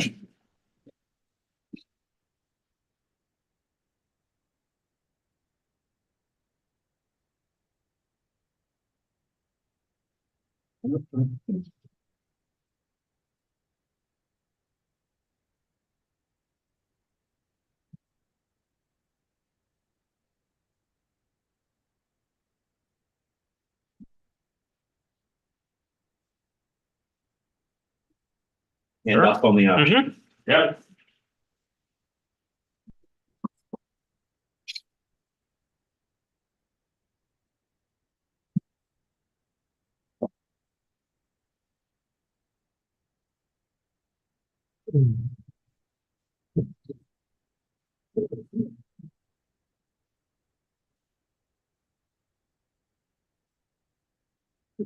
John, we did get 3 bids. Did you just read? You hear that, Joe? Yeah, Joe.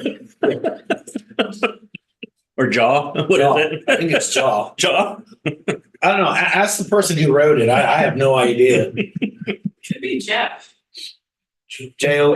chefs. How do you pronounce Joh? Because apparently that's my name now. Huh?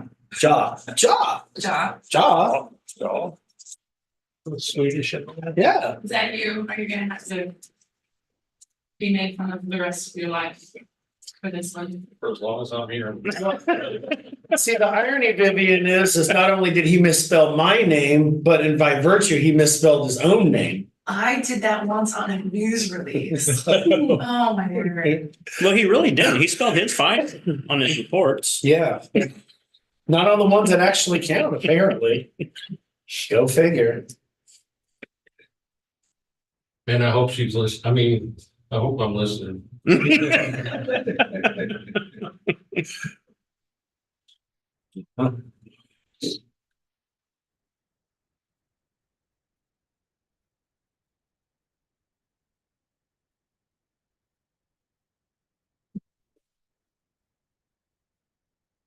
think maybe you get allergies. I do. I have for, I do as well. I mean, I don't like running a fever or feeling bad. It's normal, but I feel like I like swallowed a hairball. That And it's 30 like mile an hour super wind. glued to the back of my, 30 mile an hour wind day will help you. back of my windpipe. I've got like a hairball just like super glued there.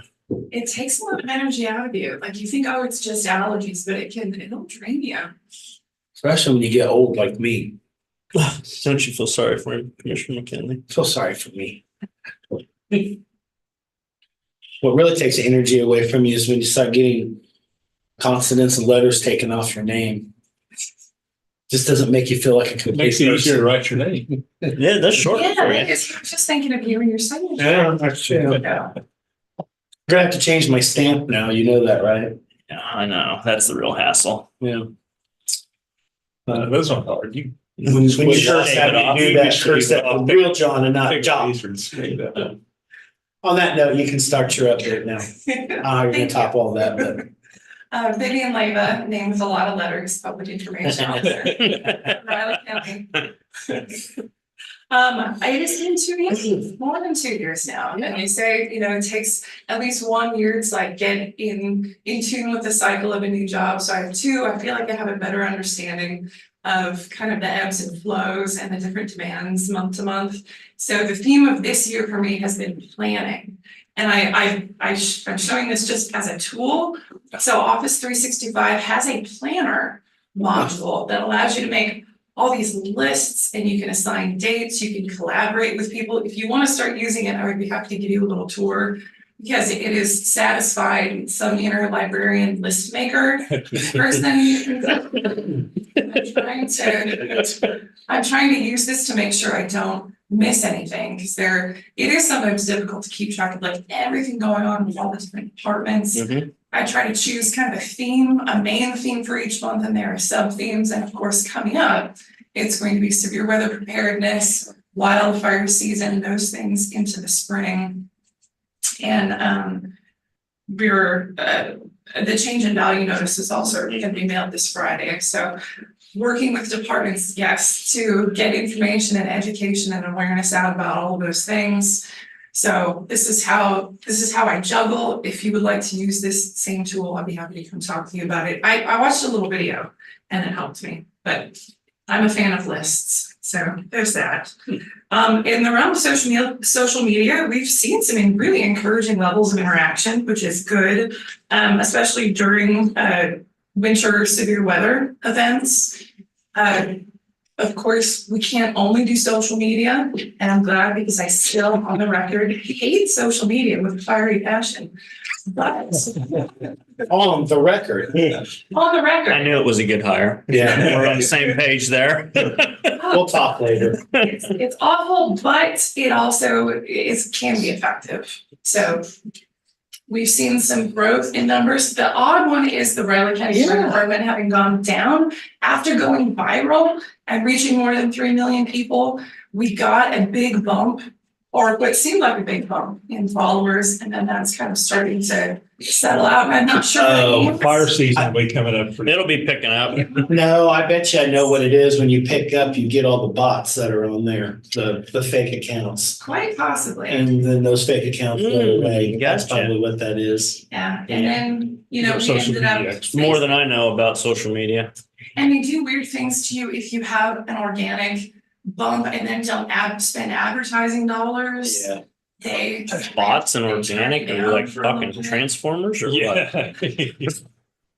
Don't put a date on yourself for everything, though, Rich. Woo. They got newer Transformers movies. They do.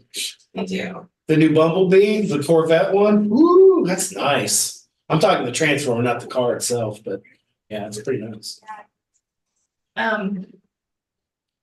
We're doing, and we don't do a lot of advertising because we don't need to. We're more of a news organization, but we do have occasion to do some advertising, especially with grant funded projects. The health department, a lot of the grants they apply for have communications buttons. And I'm working a little more closely with them to kind of try and plan out a schedule and anticipate workload demands in association with grants. And they pick up a lot of the things. They have a branding team. And I recently kind of stepped into leadership for that. And we're gonna update their branding strategy document as part of their accreditation process, which just has to be done. And make sure the workflow makes sense, make sure people understand the expectations and are producing professional quality materials. And what I'm gonna do, since I can't create all of the content for that, I'm gonna start kind of teaching classes is my goal for that. So we'll see how well that goes. I have to learn how to be a teacher. And I will probably be a mediocre teacher before I'm a good teacher, but they're kind and hopefully will put up with me with that. So that's another focus this year, is kind of establishing those guiding documents. I've worked on updating our logo guidelines for the Riley County logo, and I've made some progress, but that's one of those things. It's a long-term, multi-step project that I keep going, getting distracted by the immediate. We've got to have this done last week project. So I'm trying to, that's kind of also where the planning comes in, that I'm trying to manage all of those things together. Rich is very tolerant of me, thankfully. And then crisis communications planning. So we certainly can't plan for every possible scenario. Oh, I skipped one thing. But we have a lot of data to support what are the most common disasters in our area that people need to be prepared for. So it's flooding, wildfires, and windstorms, tornadoes, severe weather. So if we have internal, not necessarily templates, but we've got some documents to help guide communication in those areas that will help us get things out quickly. And I'm also trying to do a little bit of succession planning, not that I'm leaving, but if I'm unavailable or sick, or we have a multi-day emergency where somebody needs to like get handed the big red phone, if I get to sleep. Michelle Horsemeyer, the administrative assistant in emergency management, is a former 911 dispatcher. And she and Russ talked about it, and she is interested in learning how to become a backup PIO. So I've started working with her and meeting with her and taking her with me when we do news interviews and things like that. And she has a great aptitude for it. She's familiar with ICS structure. And she's familiar with a lot of the first responders in the area. So she's really just a natural fit for that work. And I'm excited to work with her, and I'm grateful that she's willing to take on that task. I think it's going to work out really well because I can't be on call 24/7, 365. Why not? I mean, You're I not? can sleep in the office, so I suppose I could.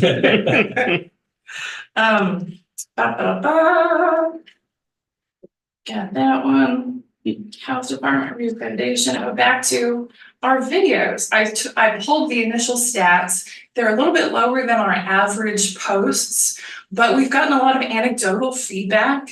And Commissioner Ford has in particular the people say, oh yeah, I saw the video you do, and I think that's a great idea just to make local government more accessible. And I want to commend you, Commissioner Ford, for staying very neutral with things. Like that's one thing we wanted to make sure. This is not a political forum at all. We're just working to educate people about the agenda and what the governing body is working on. And I think you've done a really great job with that. Yeah, we bounced the idea back and forth of what to do when I was in Washington, DC.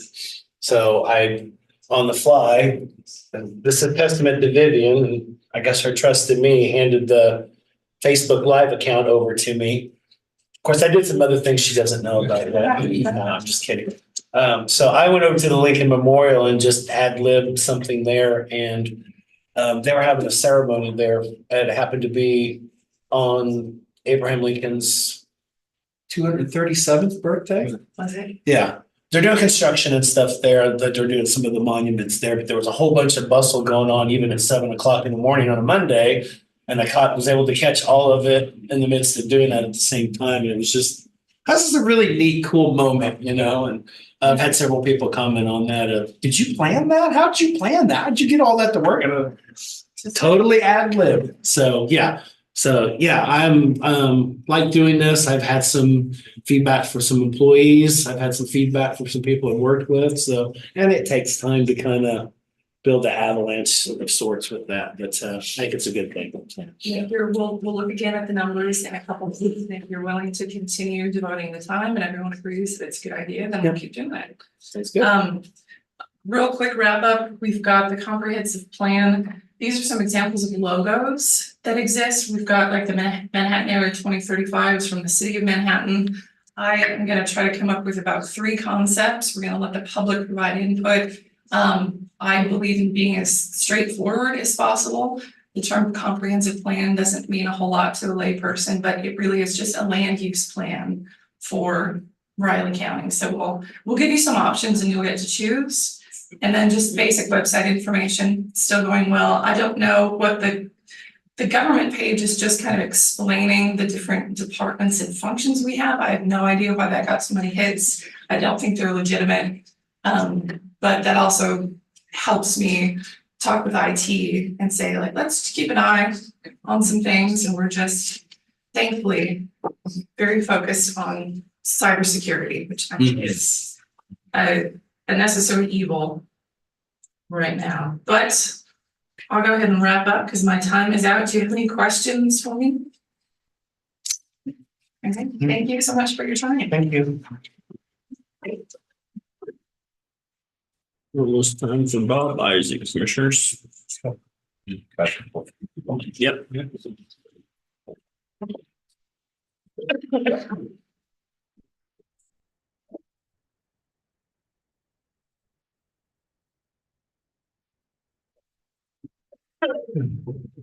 This new bright screen, you almost don't need Yeah, to see without. yeah, it's true, true. That's so much more clear. Having a hard time believing that was just the projector, but apparently it was. Yeah. Last planning board, it was the old one and it was dark. I'm like, The next day they were in here replacing it. I'm like, I didn't see anything. No, I first meeting I came back to, I didn't even see it if I wasn't paying attention. I looked at the screen and thought, boy, that really looks different. My eyes are getting better. Yeah, and I know that's not the case. See a So lot yeah, of carrots. yeah. Okay.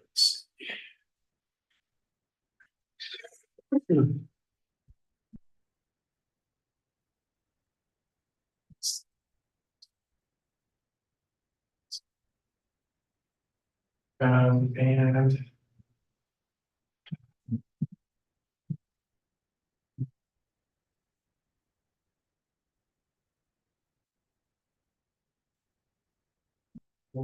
maybe not over. One second.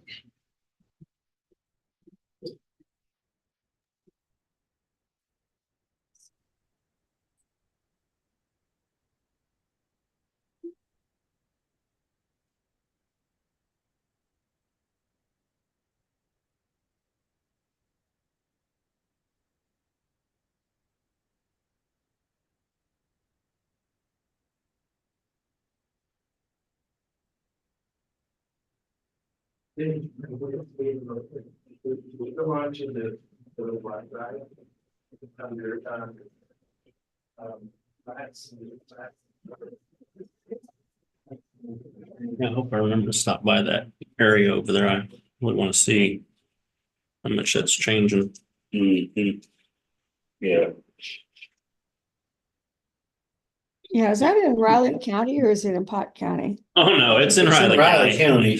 It's right I'm trying to picture where it is. I can't figure it out. Right at the Barnes Road turn off there, like you were going to that one restaurant that was Yeah. over the The little, grill. Little girl, yeah. It's just kind of east of that church. That right behind that stone church on the Barnes Road and Tuttle Creek Boulevard intersection. Oh, okay. the old schoolhouse there on the. Oh, that way. Oh, okay. I know where that is. Okay. Yeah, I'll go by there when I get my car going, which should be this weekend, you know. We'll go driving around, see what trouble I can get into. Let me know what time of the day that is so I can stay at home. I can drive. I need to get my sticker, my disabled sticker before I take off. The doctor okayed me as long as I wasn't taking pain pills.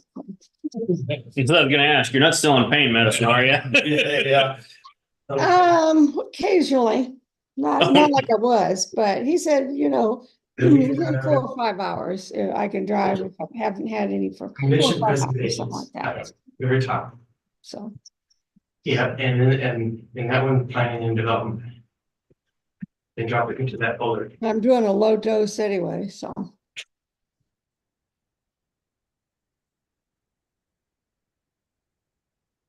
Good. Okay, thank you very much. Talk to you later. Bye. Are you ready to go, Bob, or do we need are we having technical difficulties here too? Almost. What do we get first here? Right, subdivision. Okay. Yeah.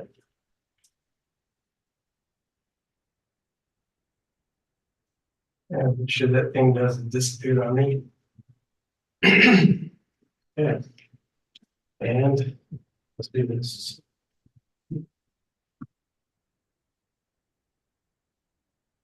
Okay, I'm not sure if the screen is shared or not. No, it's not. No. We go ahead. Okay. All right, so good morning, everyone. Genevieve Godwin has made application with Riley County Planning and Development, requesting to replat lots 15, 16, 17, and 18 of block 3 of Lakeside Heights. That's not correct. Right. Yeah, this is correct. Thought this was a mistake as well. One morning.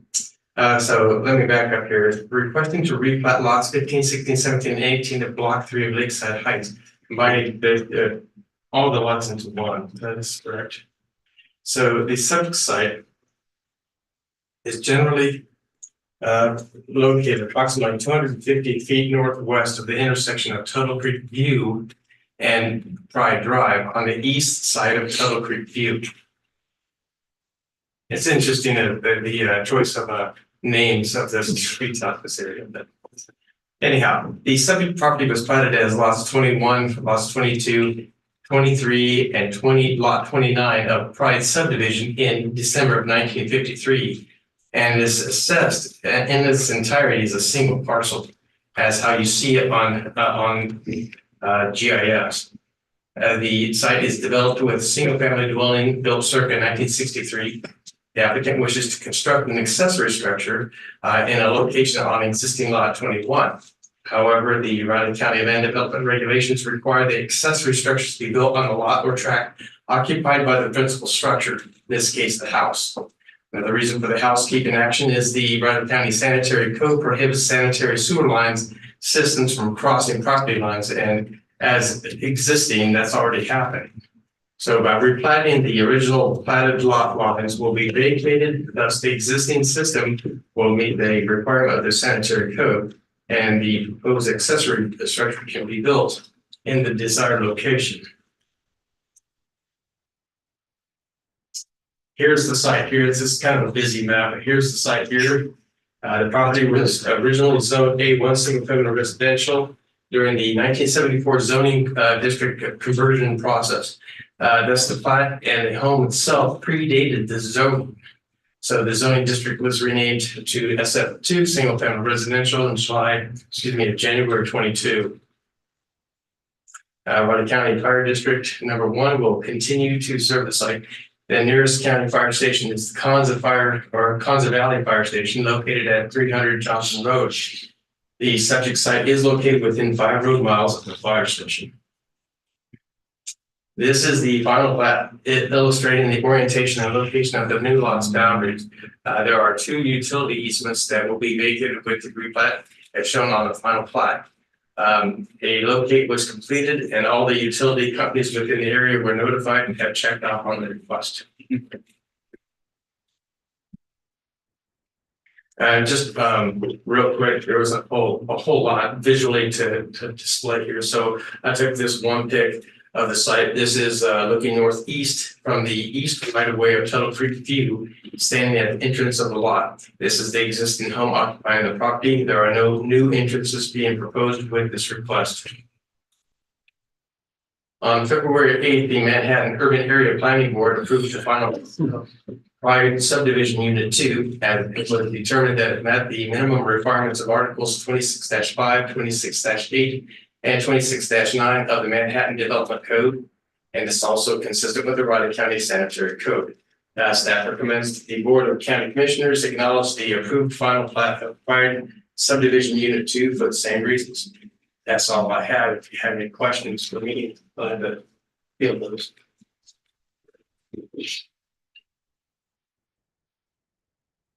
Basically, it's been treated as one lot, and just was never officially consolidated. Yeah, and the really odd part about this subdivision here was actually all the way up here. They just platted this portion of it as if this was preliminary plat. This is just final plat. When that happened, it cut off several full-size lots here. Here's an example. Here's one. And if you go to here, you'll see this snippet up here. This was an actual lot up here. And I don't know how in my, all my experience, I've never seen something like this. This over here was a large lot here. Someone came along and divided 3 times and sold those pieces off without the pre-plating. So it's a long-standing subdivision violation. So yeah, the way these were brought together was very strange. And so, yeah, all these portions of these lots brought together were assessed under one PID number. That's why you see it as one lot on GIS. Yeah. You click on the lot lines and I'll show you where those are. Those will be going away along with that utility easement. So full use of the property, in other words. Yeah. Basically cleaning up something that's Yeah, been messed for a while. yeah, it's bit housekeeping. It's planning board likes to refer to it as. Yeah.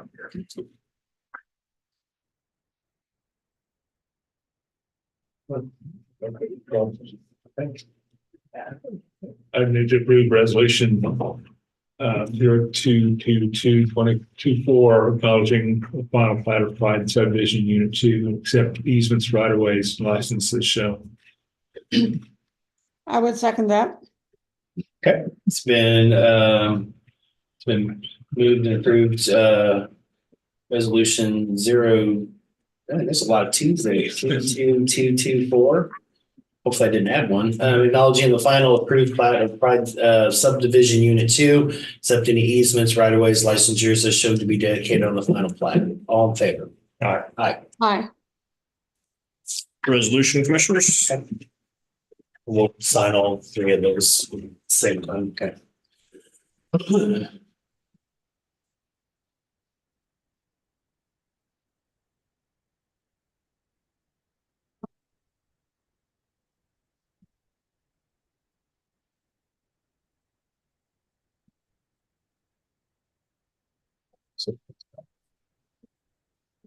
Good news, Senate Bill 162 passed the Senate 34-5. Goes on to the House where it can be worked. Okay. Yay. It did not take whatever left turn was necessary to send it to conference. Still don't. I've been told that it's gonna pass both chambers without any issue.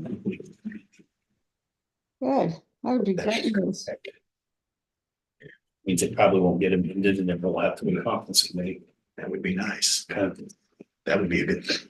we've got to check general orders to see that if that shows up in the House. I've got to assume they're gonna do that soon.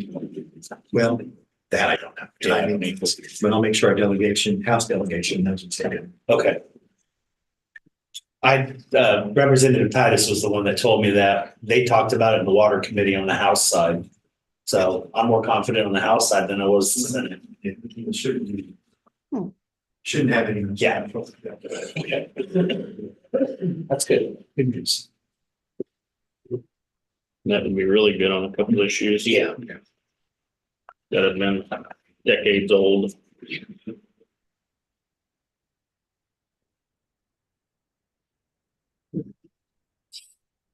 So if that goes into effect, did you say it would be not till July? Is that correct? It listed on the bill as it would go into effect as soon as it's printed in the statutory book. So it wouldn't be any later than July 1st, but as soon as they get it printed in the book. So it could be sooner. Oh. Okay. Hmm.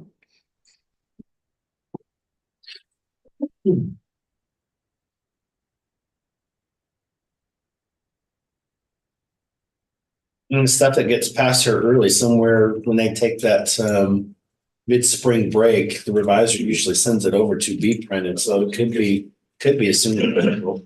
Okay.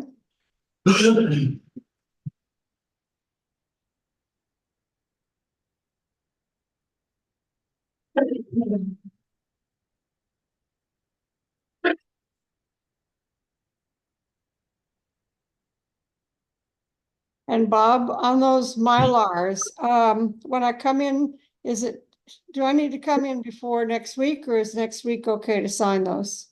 Next week's fine, that'd be great. Yeah, did you hear that? So it won't be done. It won't be able to very today. So What time next week will it be then? So she comes back. Monday, she'll be here Monday. Monday, or I think I'll come down there probably tomorrow and get my disabled permit for my car, so I could stop in then too. That would be fantastic. Okay, I'll let me make a note of that, so. And I can sign some other pay, I know Cindy will have stuff for me to sign too, so. So still next week, probably, about early next week. We could get it to them tomorrow. After their signature, soon to get rid of the bruises and have. Because when you want to sign today. Back to the commission. Okay. But they're- I told Bruce basically for them before 11:30, we'll try to be down here and sign it for both of us.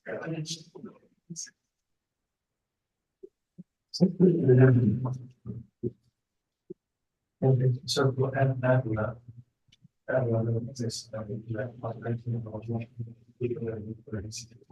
That's been helpful. Yeah, I'll just see how it's going.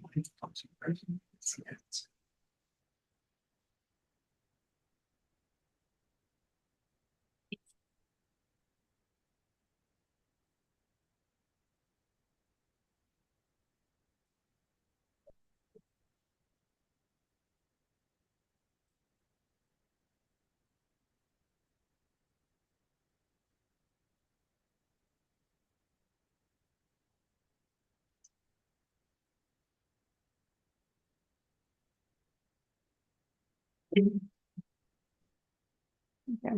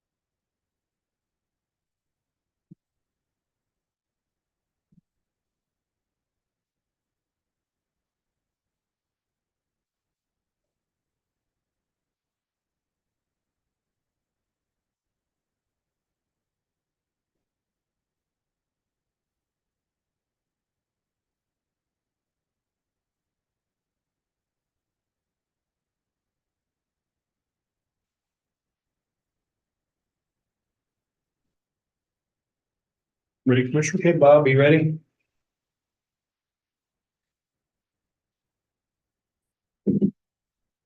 Okay, folks, representing the Roger D. and Cynthia K. Erickson Trust.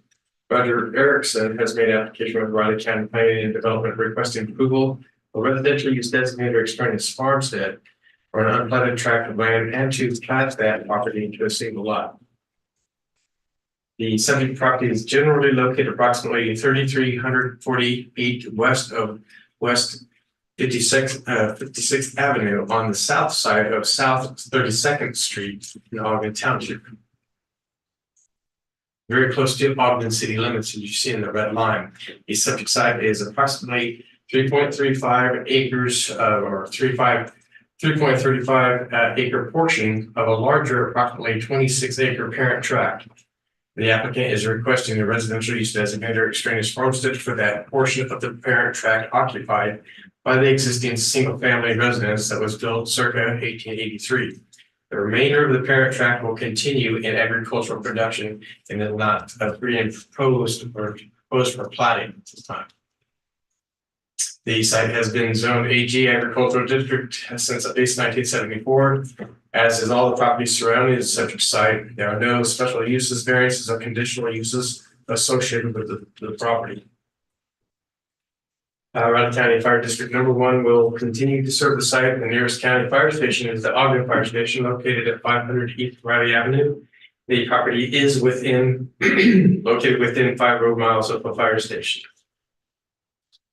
The developed portion of the subject site is situated north of the Old Kansas River and located within the 0.2% annual chance floodplain shown here in blue. The remainder of the parent tract, as well as the southern portion of the proposed lot, are located within the 1% annual chance floodplain. The home and the majority of the proposed lot are out of the regulatory floodplain. According to the most recent Flint Hills Joint Land Use Study, the subject site is located within the land use planning zone. Officials from Fort Riley have reported that according to Fort Riley's Noise Installation Operational Noise Management Plan of 2015, noise sensitive land uses such as housing, schools, medical facilities, churches, etc., are generally accepted within the LUPZ. And that's shown here in blue. No new lots or homes are being proposed with the request. The subject site is subject to the notice of potential noise impacts from Fort Riley, Kansas military installation and recommended noise attenuation building methods recorded August 17th in 2020 in the Office of the Registry of Deeds. To add to the complication of the site, the entire property is located within the Airport Overlay District. Part of the regulatory changes established with the adoption of the new land development regulations was the elimination of the N1 airport noise hazard zone in favor of utilizing the more advanced Airport Overlay District that the city of Manhattan uses. It's not known at this time whether the property happened to be in that noise district and is just a carryover from the old or not. But as you see here, the site is well within the AOD. And so to get a little closer to that, the subject site property actually lies entirely within the horizontal surface zone of the Manhattan Regional Airport, shown in gray. Precision Instrument Runway Approach Zone for runway 321, shown in green, and the transitional surface zones shown in beige yellow are west of the subject property. So this is the criteria that the planning board had to review for the extraneous farmstead, which are listed in section 4.7 of the Riley County Land Development Regulations. I'll just go through those real quick, get to the plat. This is the preliminary plat, illustrating the orientation and location of the lot's boundaries, house and accessory buildings. Plat also shows the location of the 1% annual chance floodplain in relation to the home. The subject site directly abuts South 32nd Street, a gravel 2-lane local road maintained by the township. There are no new entrances being proposed with this request. And this is the final plat of the property, no changes from the preliminary. Two pics of the site. Here's the home, which, as mentioned previously, was built circa 1883. The pic also illustrates the driveway in relation. I believe that read this permanent could have been seasonal. This is one of those ones that were supposed to go to the January Riley County Planning Board. It had to be postponed due to the weather. So this is again, this is the home surrounded by several mature trees, providing ample shade to the property. Did it have some sort of a deck or something on it at some point in time? There's a door upstairs. It does look like that, doesn't it? Yeah, I mean, it looks like it's- We're to nowhere. Yeah. That's one of those hazards. What's the first step? This is a shot looking east, along cool. South, 32nd Street, showing the home and accessory buildings to the east of it. And a close-up of that blue building and the background here, that's what that is there. That's the accessory buildings, east of the driveway. Another shot there of the overall shot of the property on February 12th. Again, due to postponement, Riley County Planning Board heard the request. Having no concerns, the planning board approved the request for the residential use designated extraneous farmstead and approved the concurrent plat of Stone House subdivision. Staff recommends to the Board of County Commissioners acknowledge the approved final plat of Stone House subdivision, accepting any easements, rights of way, or licenses as shown to be dedicated on the final plat. That concludes my presentation for this one. If you have any questions, I'd like to give those. I didn't know that was down. That's a neat old property. Very neat. It is. Been there for quite a while. Yeah, obviously. 1880s.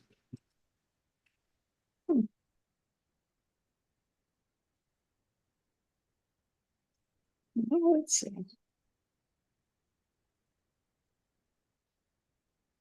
I can find it.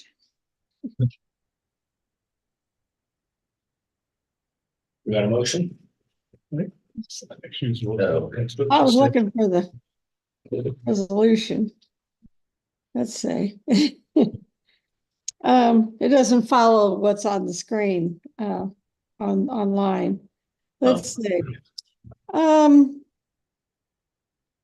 Okay, I would make a motion to approve resolution 22224, acknowledging the approved final plat of.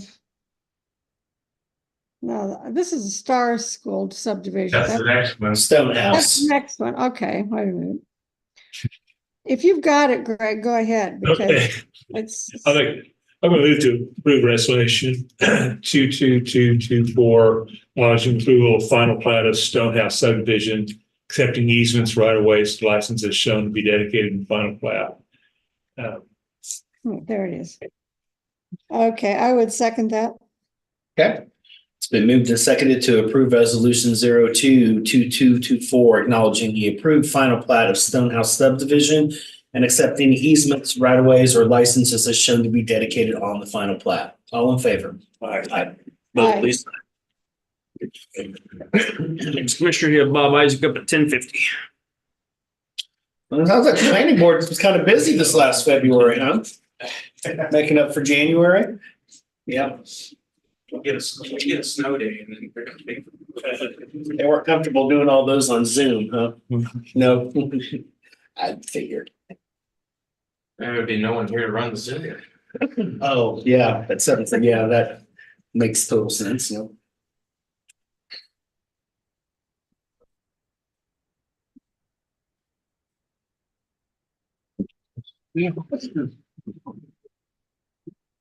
Thank you. Thank you.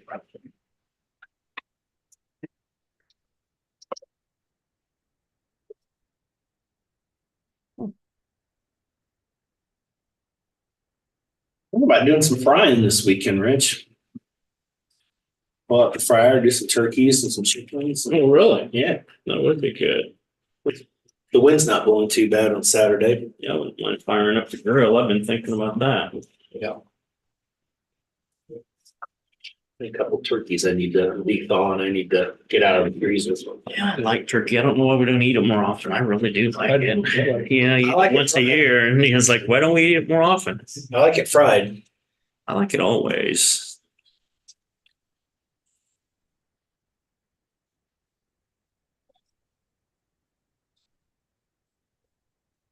I'll maybe going to get some Cornish game hens, and just throw a couple of Been a those while since too. we've done those Yeah. too, and I enjoy those. Just see what they do.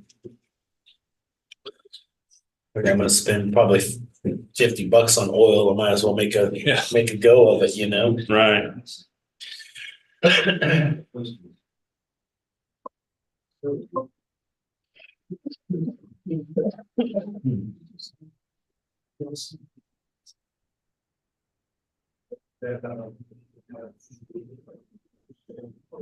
I'm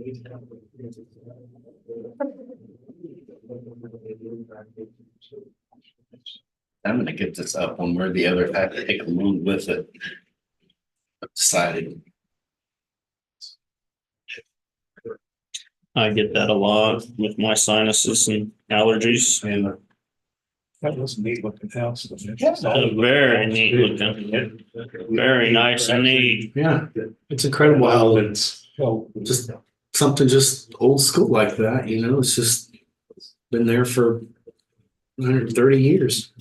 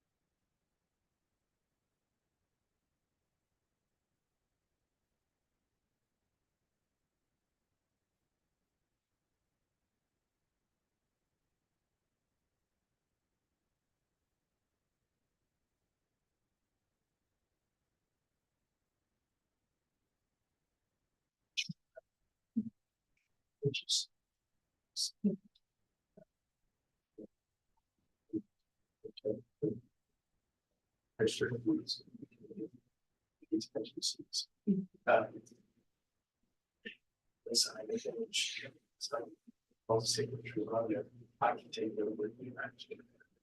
Okay. And then we don't have to worry about it tomorrow.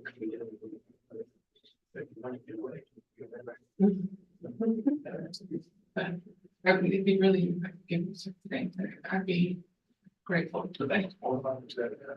We gotta get a lot of other signatures. Yeah, and checked, we'll need to get down to registrations. Okay. I have a checkbook here, and I'm so precious to meet me over the counter building. I'm seeing what we do. Awesome. Hey, Bob. Last one for the day. I'm going home. I didn't say that. Didn't say that. All right, fantastic. Good morning again. Peter Nelson has made application with the Crawley County Planning and Development requesting to plat 2 unplatted tract into a single lot. The septic site is generally located at the southwest corner of the intersection of Lasida Road and Fancy Creek Road of Center Township. This is the old or the former Star School. Get a little closer in so you can see what's going on here. The septic property consists of 2 unplatted tracts totaling approximately 5 acres. The site is developed with the former Star Schoolhouse into a quaint single-family home. A little history on the structure that was provided by the applicant. The school was built approximately 1874. The school district consolidated into Blue Valley 1960-ish. School was used as a community building and 4-H, etc. It was purchased around 1975 by J. Wendell Eggerman. It was used as a residence and storage in the 1980s, but fell into disrepair in the 90s. Repair started in the early 2000s and was purchased by the applicant. The applicant wishes to enlarge the developed portion of this site in order to bring the property into compliance with the Riley County Sanitary Code. Because the existing home was made compliant with the adoption of the Riley County Land Development Regulation, excuse me, there's no need to rezone the property along with the requested plot. In essence, it can stay agricultural. Speaking of, the property was or has been zoned agricultural since at least 1974, when it was zoned as part of the zoning conversion in 1974. There are no variances, conditional uses, or special uses associated with the property. Riley County Fire District Number 1 will continue to serve the site. The nearest county fire station is literally right down the road, the Mayday Fire Station, located at 17925 Mayday Road. Civic site is located within 5 road miles of a fire station. And I needed to include this because it does have a little bit of floodplain on it. This is the in the yellow hatch pattern is the unnumbered A zone. And just a small portion of the extreme southwest corner of the property lies within it. As you can see, it will have minimal impact on the development of the lot. This is the preliminary plat illustrating the 2 tracts and the respective property boundaries. The septic site gently slopes southward away from Fancy Creek Road and is currently served by rural water and an on-site septic system. The site is directly served by a driveway accessing Fancy Creek Road. There are no new entrances being proposed at this with this action. And this is the final plat and showing a cutaway version of that, just for the a closer illustration of what's being the dedicated part right of way with Fancy Creek Road. A few pics of the site. This is standing on the west side of the Lasida Road, looking northwest, essentially uphill at the southeast corner of the coast. The smaller developed tract is lined with mature trees and fencing. As previously mentioned, the site slopes southward away from Fancy Creek Road. Looking westerly, this pic illustrates the location of the former school with the Red Star emblem representing its history. This also shows the driveway as it accesses Fancy Creek Road. Still maintaining its character, this pic shows the existing building in relation to Fancy Creek Road. And looking west at the north elevation of the existing structure and the location of the building in relation to Fancy Creek Road. We've done quite a bit to fix it up.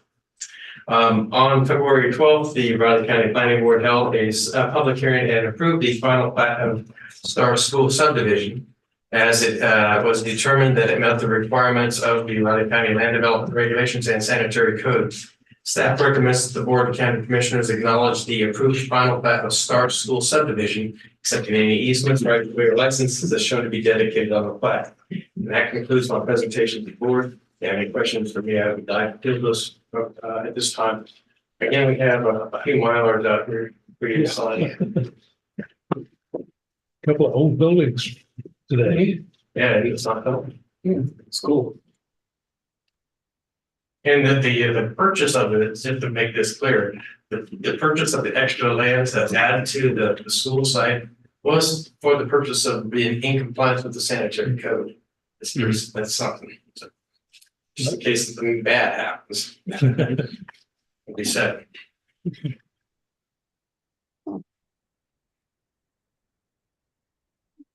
Well, let's see, I think I found it here.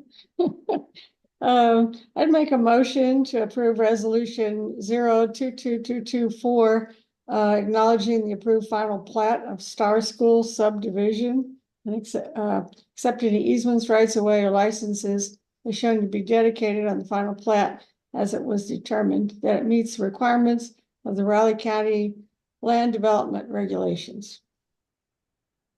I'll second.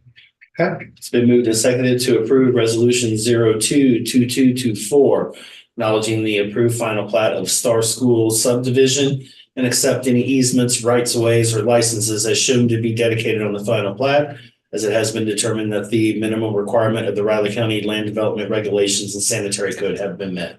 All in favor? Aye. Aye. Aye. Both please sign. Much. Thanks, Robert. Yeah, the Mylars I got on the table. Next, Commissioner, we have bid opening 11:05. I'll get them on Monday. Make some people unhappy. Oh, no, I'm just kidding, just kidding. Oh, you get done. Good. Good. Got more than you, That should be good. I think this will be good for me. It better be. We'll see. Time will tell. Time will tell. There you go. Got back to Oh, you. Yeah. thanks. Oh,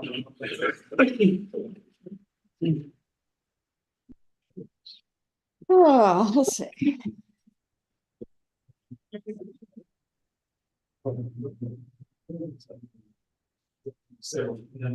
Oh, yeah, I think we. Everybody gets.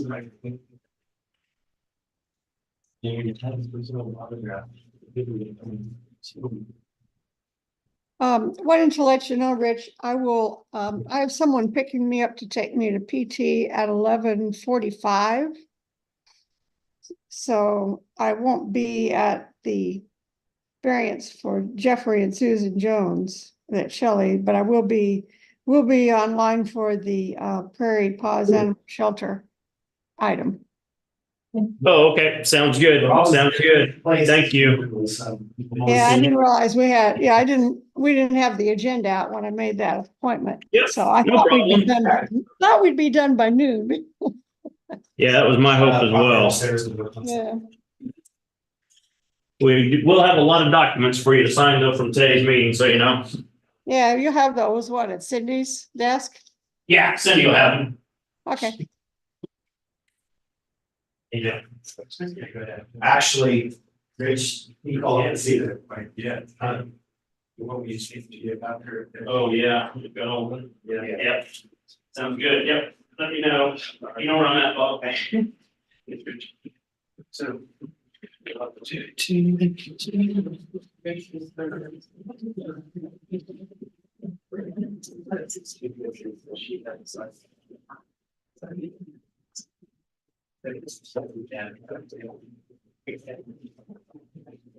Bob was needing to talk to you, Clancy. Okay. We can get yours. Oh, actually,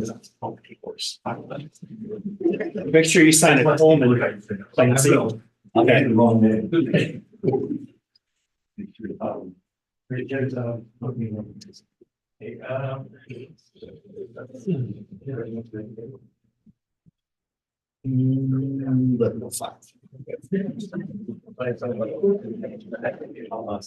look for the blank.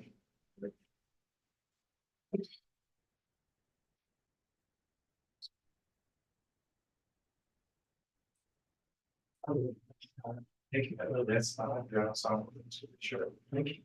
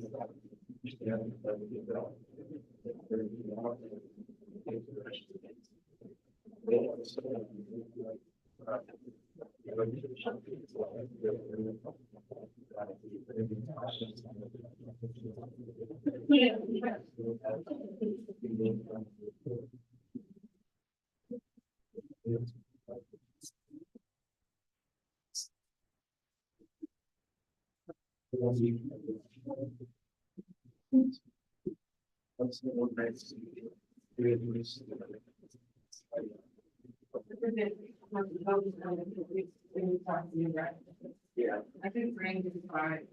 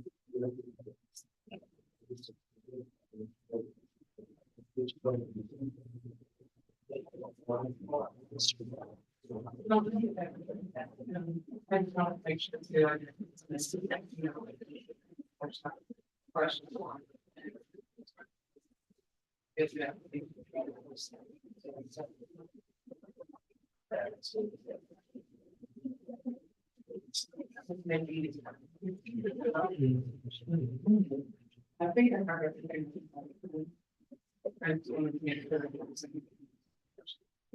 You haven't hardly had the one about this. Yeah. That seems to be hard.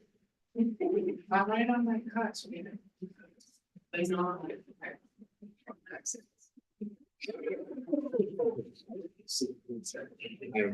Thank the Crawford County Council for his county support on Senate Bill 62 and suggested we might see if there's other issues that you've got in common, might be good people to talk with during your conference. Yeah, I planned on that already. Yeah, not that you want to two already. The commissioner down there, Commissioner Wood, I planned on it.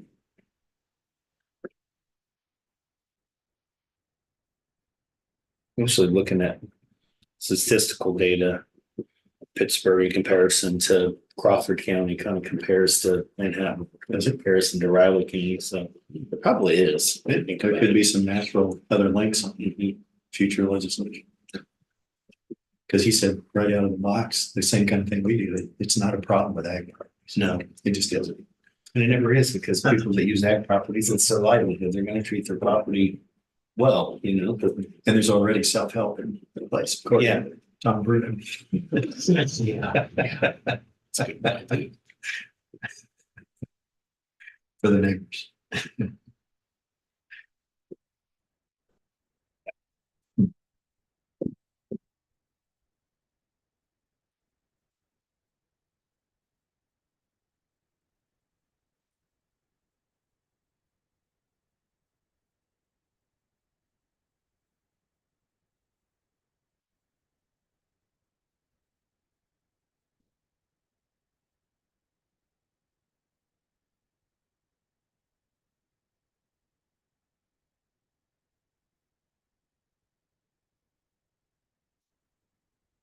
So maybe some link even with Sedgwick County, even though that's not obvious. They're clearly got some of the same issues. On a giant scale. Yeah, I mean, you think about Sedgwick County, I mean, just outside of Wichita proper, but you've got so many of the smaller communities, you know, Park City, Valley Center, Mulvane, even going south, Hayesville, Wellington. I think they got. Seems like they got 15 or 20 smalls. They do. Least another number. Yeah, you should know that being from them. They get with plenty. It's Coleman thinking. Yeah, right.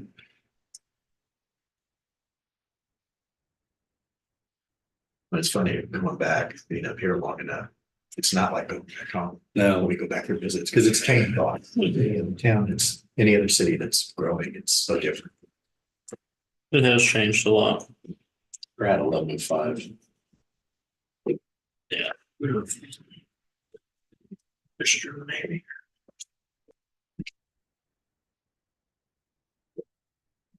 Yes.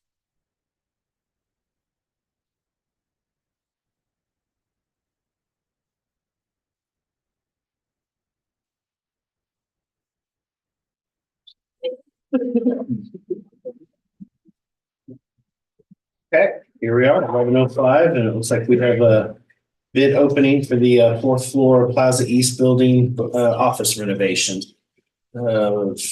First bid I'm looking at here is from Icon Structures Incorporated. Sure, I'm opening this up right. Commissioner, there should be a bid bond in there. Yes, I'll get to the end of it.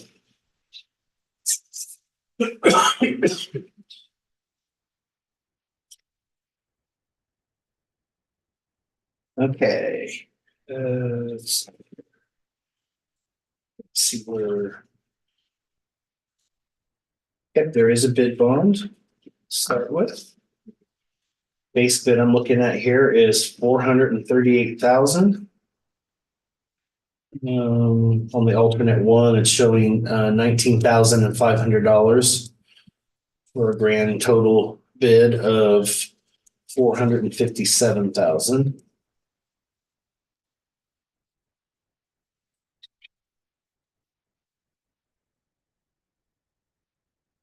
Number of proposed calendar days is 105.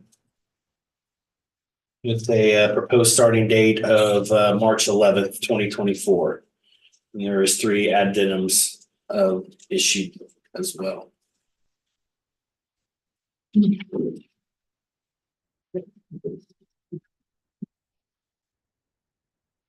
I'm not sending that. What was the 19,500 for? That's the alternate for the HVAC and Honeywell controls. Oh, okay. Oh, I guess she doesn't have a bid sheet. Yeah. No, I don't. Yeah, that makes sense. First bid from Icon Structures. Bid bond attached. The base bid at $438,000 even. Ultimate one is $19,500. The bid total $457,500. 105 calendar days, starting date of March 11, 24, and 3 addendums acknowledged. Yep. Thank you. Okay. Bid number 2 is from Riley Construction.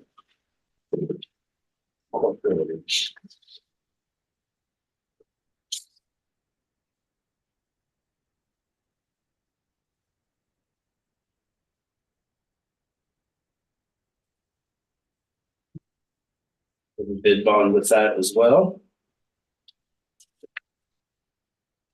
Base bid I'm showing is at $469,000. $20,000 even on the alternate one for the HVAC. For a grand bid total of $489,000. Number of working days, 112. With a proposed starting date of March 4th, 2024. 3 addendums are also listed as well.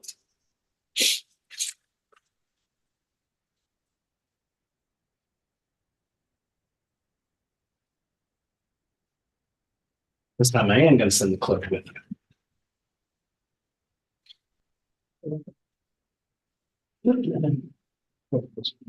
Bid from Riley Construction. Bid bonds attached. Base bid $469,000. Alternate one, $20,000, and bid total $489,000. 112 calendar days, start date of March 4th, and fee addendums acknowledged. And the last one I have is from BHS Construction.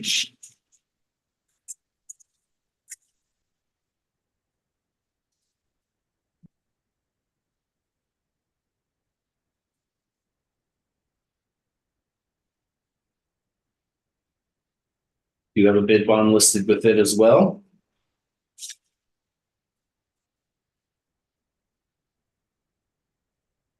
Base bid amount I'm showing is $492,911.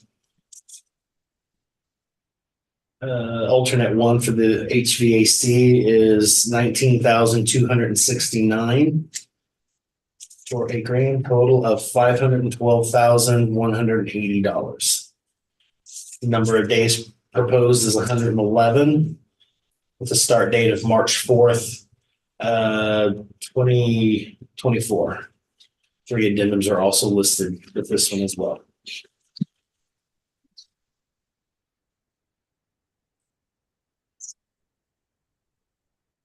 It's good for BHS construction.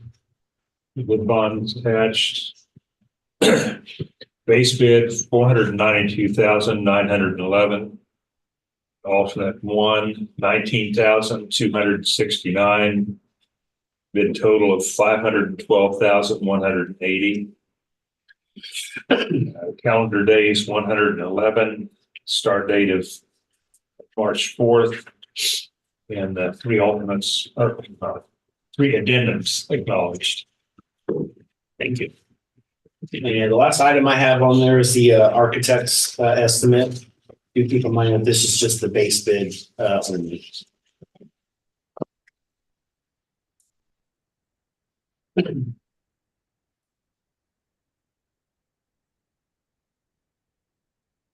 base bid that they're listing for this project was 515,000 even.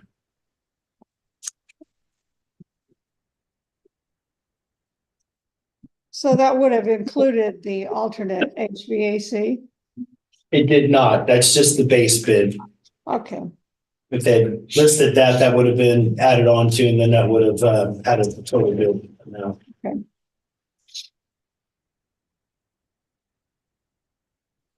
Hmm.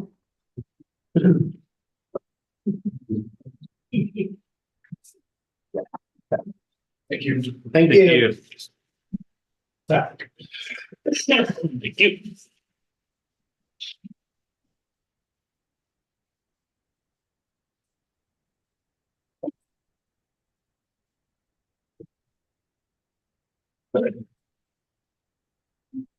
I'll make a motion, we send these bids to the staff for review and recommendation. I would second that. Okay. It's been moved and seconded to send these current bids over to staff for further analysis and recommendation. All in favor? Aye. Aye. Aye. And that concludes the bid opening. Thank you, commissioners. Next, we have Shelley Woodard at 11:20. Thank you very much. Thank you all for your work. Appreciate it. Yeah. Appreciate you guys. You're just a pretty face that comes along, Bruce. Well, I'm done. Cool.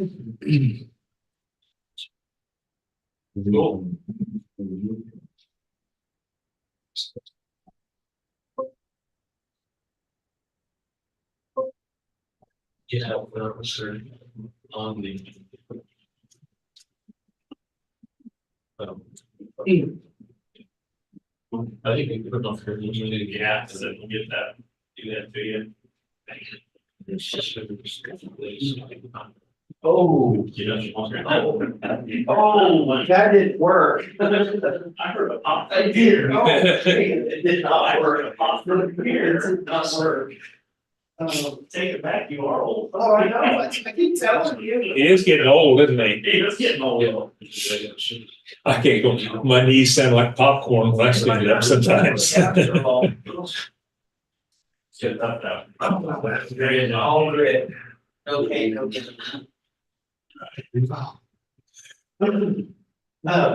So hard to get that quickly.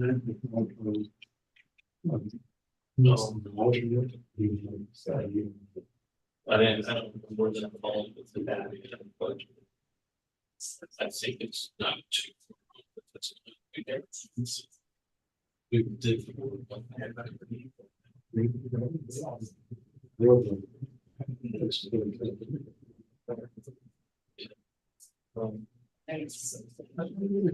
Yeah, that's, I mean, that's what we do. Yeah, request.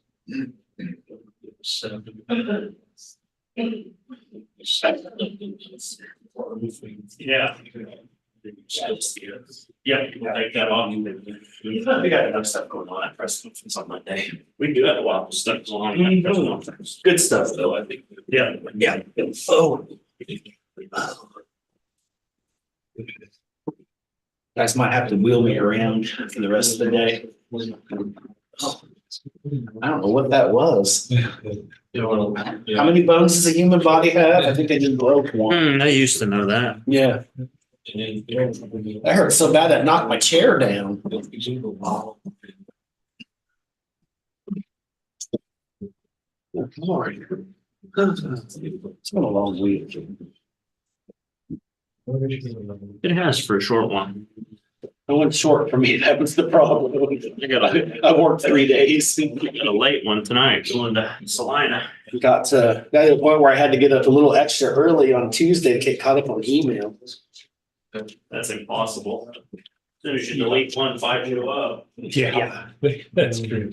They pop up faster when it's.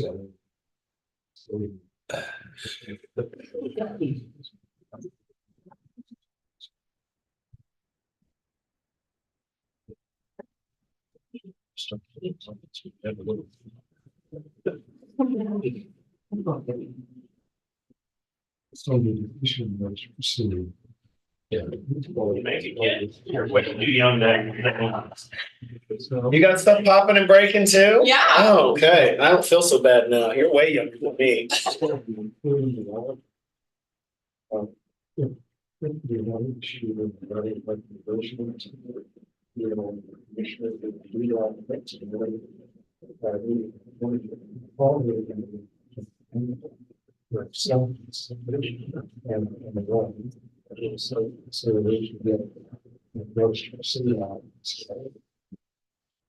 Know that too, but I don't have much influence on him.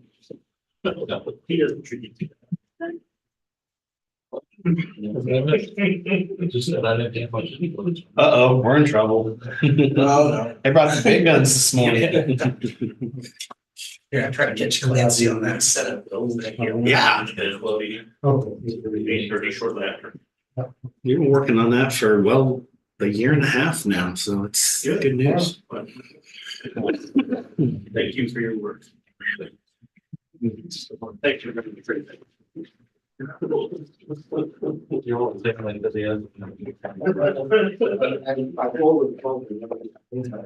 Here's a copy of these things. Look at. Oh, yeah, thank you. Yeah.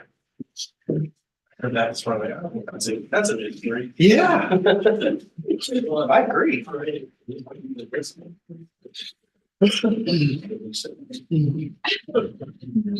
Hey, nothing popped that time. Whew. Heading in the right direction. Might So do it. happy for you, John. Hey, might have leg day after all today.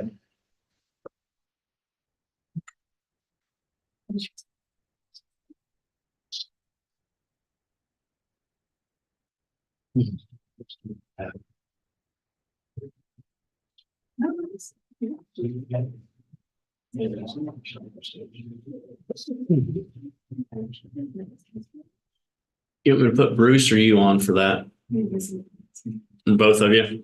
Yeah, I can be, I'll bet you on it for sure. And Rich, make sure you spell it John. I know how to spell his name. Oh, okay. It's just yours that we're struggling with. It's not so hard, I just remember that in. Them ends, boy, they're just tough, aren't they? I had that problem with my last name. I had a problem with your last name. I didn't still your last name. It's not, at least the first couple. Brandon, how you doing? Good, how are you? Good. Has the wind picked up out there yet? A little bit.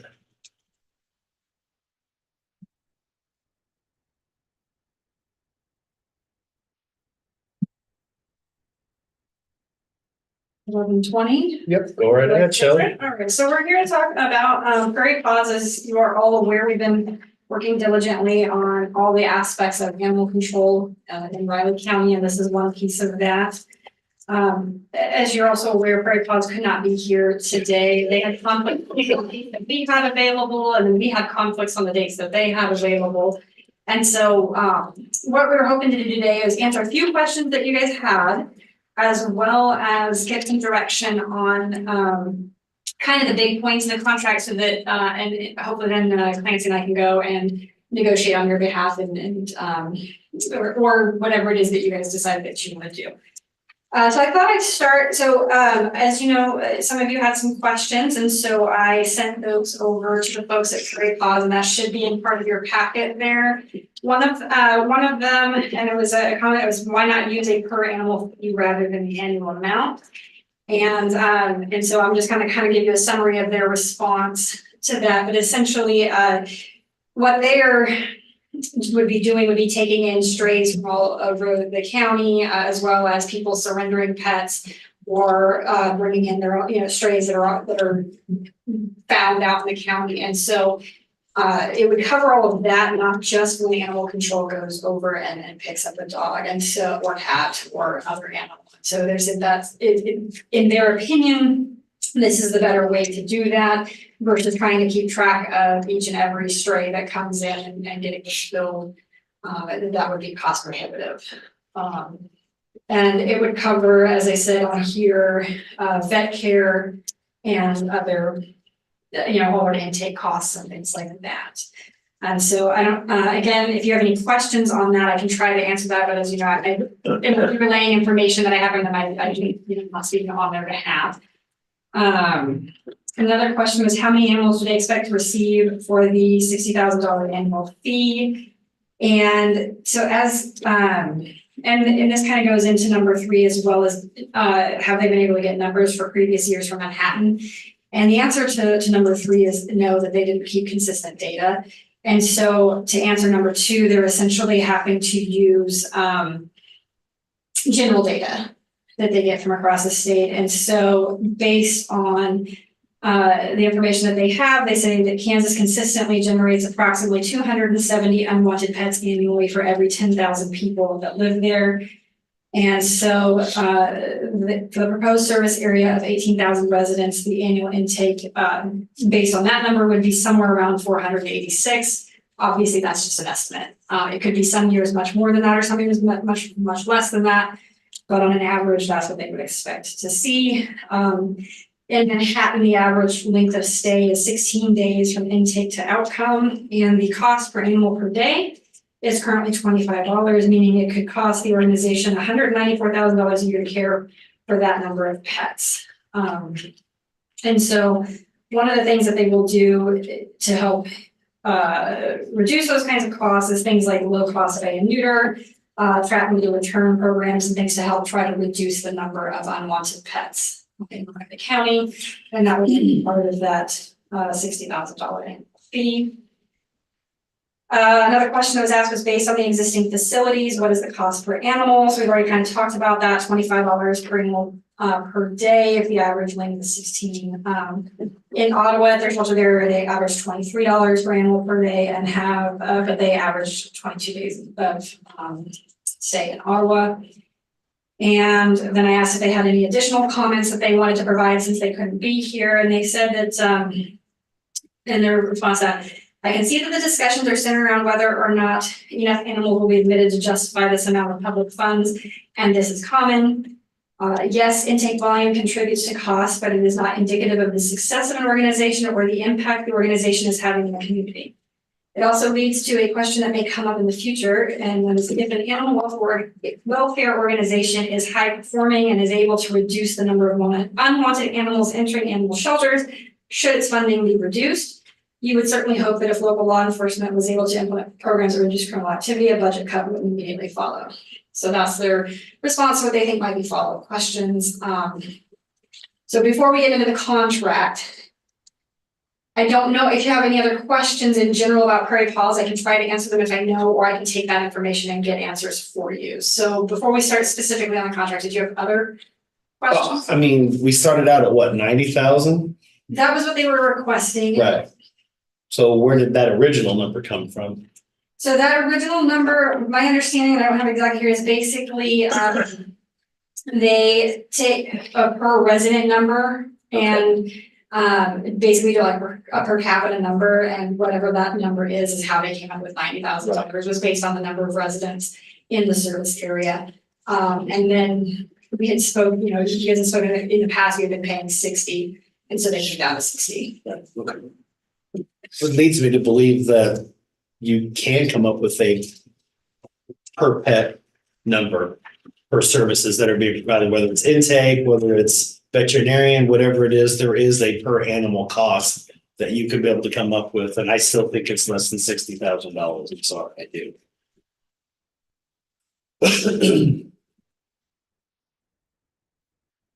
So before we talk, any other, like anything else just related to the general information before we talk more specifically about the proposed contract? And like I said, so today, what I kind of wanted to do is kind of get some, like I said, general guidelines and directions from you. We've talked about it a little bit, but I wanted us to get a little bit more specific. And then if the goal is to pursue a contract, then hopefully get authorization for you to start this, or to really negotiate the terms that you're asking for. So there should be in your packet as well a copy of the agreement. I think that some of you hopefully had a chance to read it. One of the questions that I had for you, and if you look on the first page of the contract under definitions, number H, they define Riley County as to mean all unincorporated areas of the county and each city within the county other than the city of Manhattan. Are we intending to, if we were to enter into this, if we want to also cover animals that come from cities outside of Manhattan, so Ogden, Randolph, etc., or do we just want to cover what comes from, I don't know, there? I'm of an interpretation that Ogden has a separate contract with them already. They do, and I think that there was some at least thought on that they thought that was a short-term contract until Riley County entered into an agreement. And based on this definition, when you look at the contract here, animal intake would include all cats and dogs surrendered by their owners, keepers, or harbors who reside in Riley County, and as well as stray dogs. And so the way they define Riley County would also include the cities that are not Manhattan. And so if we are not wanting, so that's the first question that I had, because that's a major definition. If we have a different idea on what that means, then that's something that I can need to address with them. I think that's something we probably need to discuss with the other cities. I know my end, the small cities would like to be covered. Okay. Because they, because they don't, rather than having, then they're gonna have a contract with Manhattan and 4 other cities and Riley County. That, to me, it's easier to make it Manhattan and Riley County, but it's. So if you guys are okay with that, then we can leave that as is, Yeah. but that's something I'm gonna be, absolutely certain, because if somebody comes back later and asks questions, that yes, we did know. I don't have a problem with it. I just want to make sure we're not superseding something that's already in place there, and that's something that they would want. So we just need to make sure. But if we want to incorporate that as the other 4 smaller communities, that I'm fine with that. And if you wanted to reach out to your counterparts and verify that and let me know. I have, and I've sent that information over to you in terms of. Yes, I have.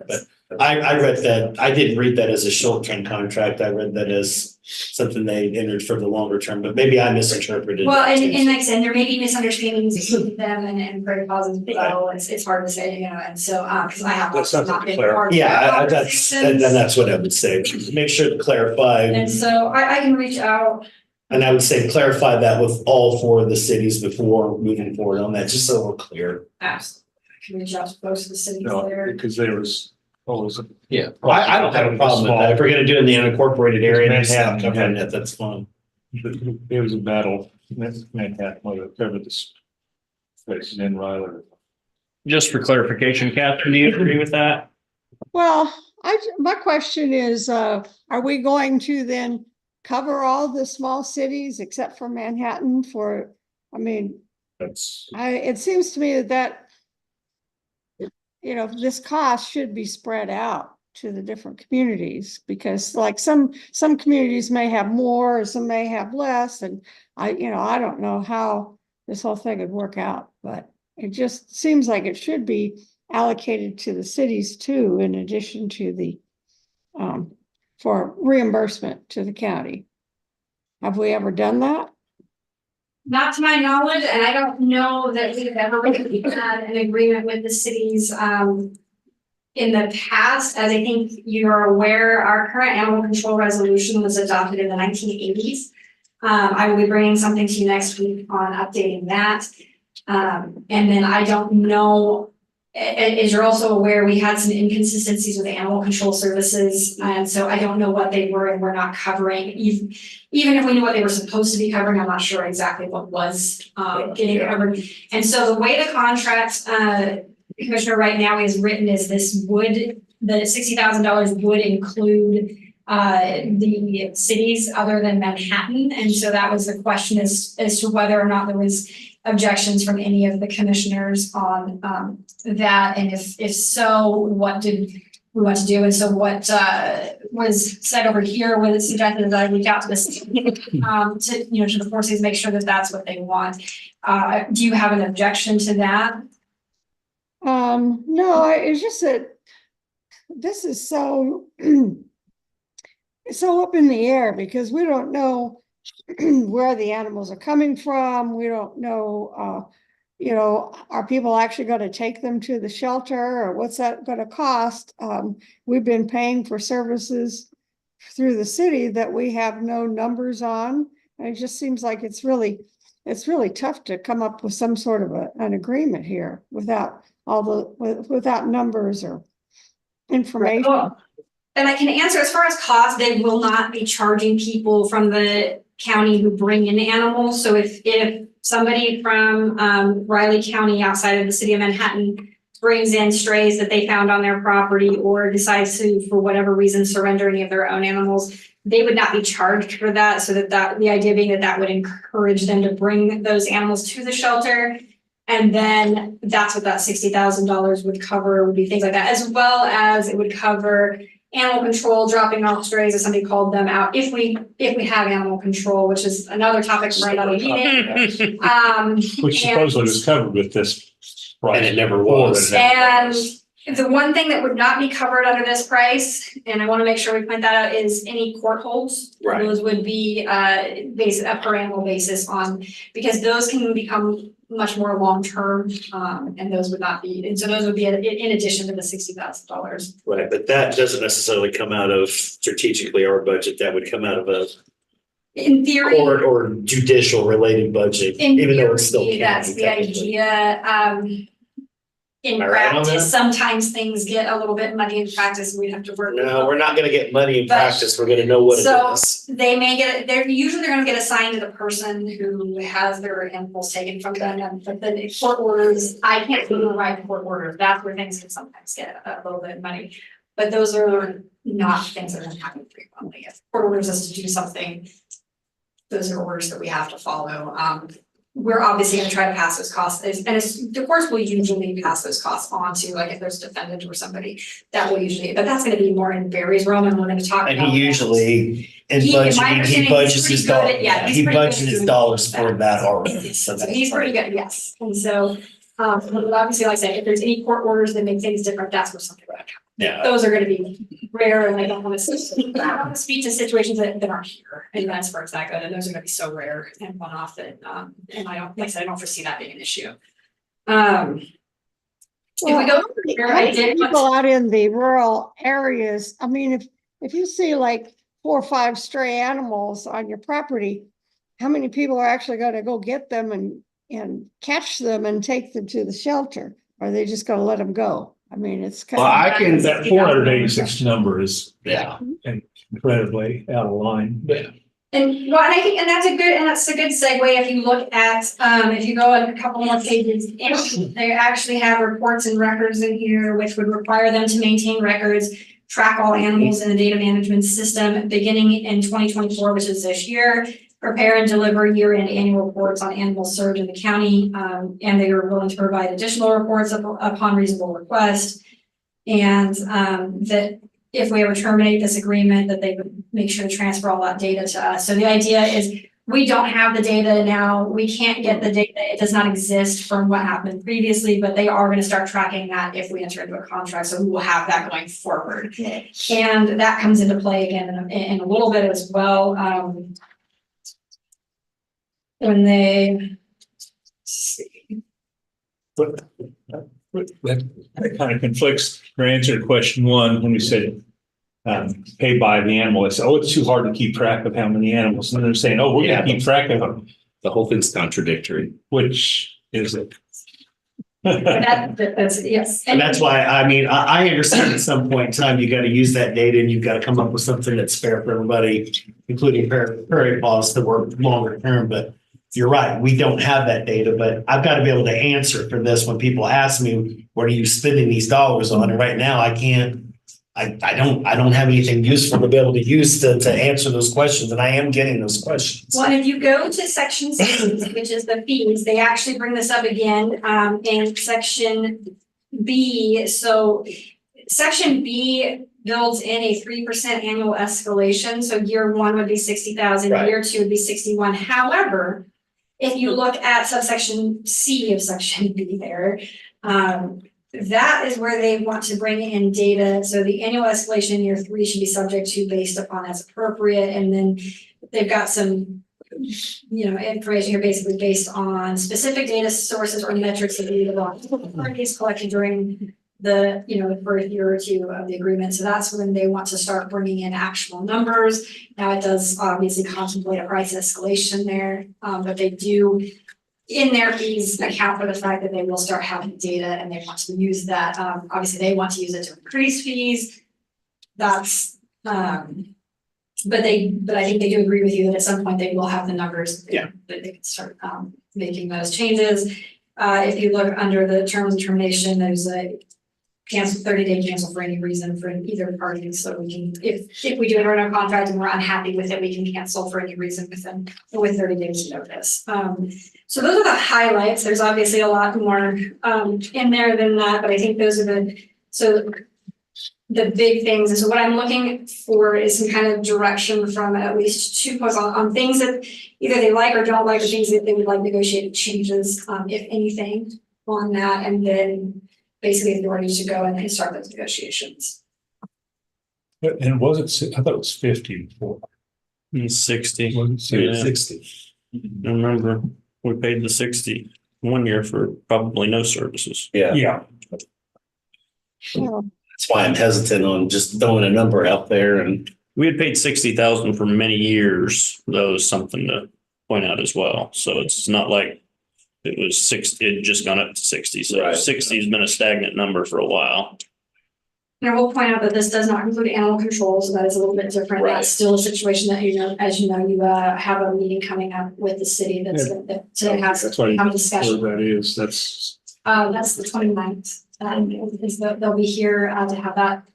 They've agreed to come in and chat with us kind of about what they've got going on and see if we, can't get that, maybe get to some sort of basic agreement that then we can, attorneys can start something on an agreement for that. And then actually, also next week, I'll be bringing you our updated resolution with some proposed changes. And then if you guys read that, we'll have a finalized version of that for you sometime in March. So we are trying to hit all three fronts at once here. So I think, like I said, I think the big things that I took away and I think, and tell me if I'm wrong, was the price and the data were the two kind of big issues. I think we really need to have specific numbers. I would, I would agree to getting into a contract with them if we have the specific numbers. And if we don't get those, then, we've got to know where we're at. Well, they don't they don't have numbers them. don't exist. They don't exist. Yeah, they don't exist.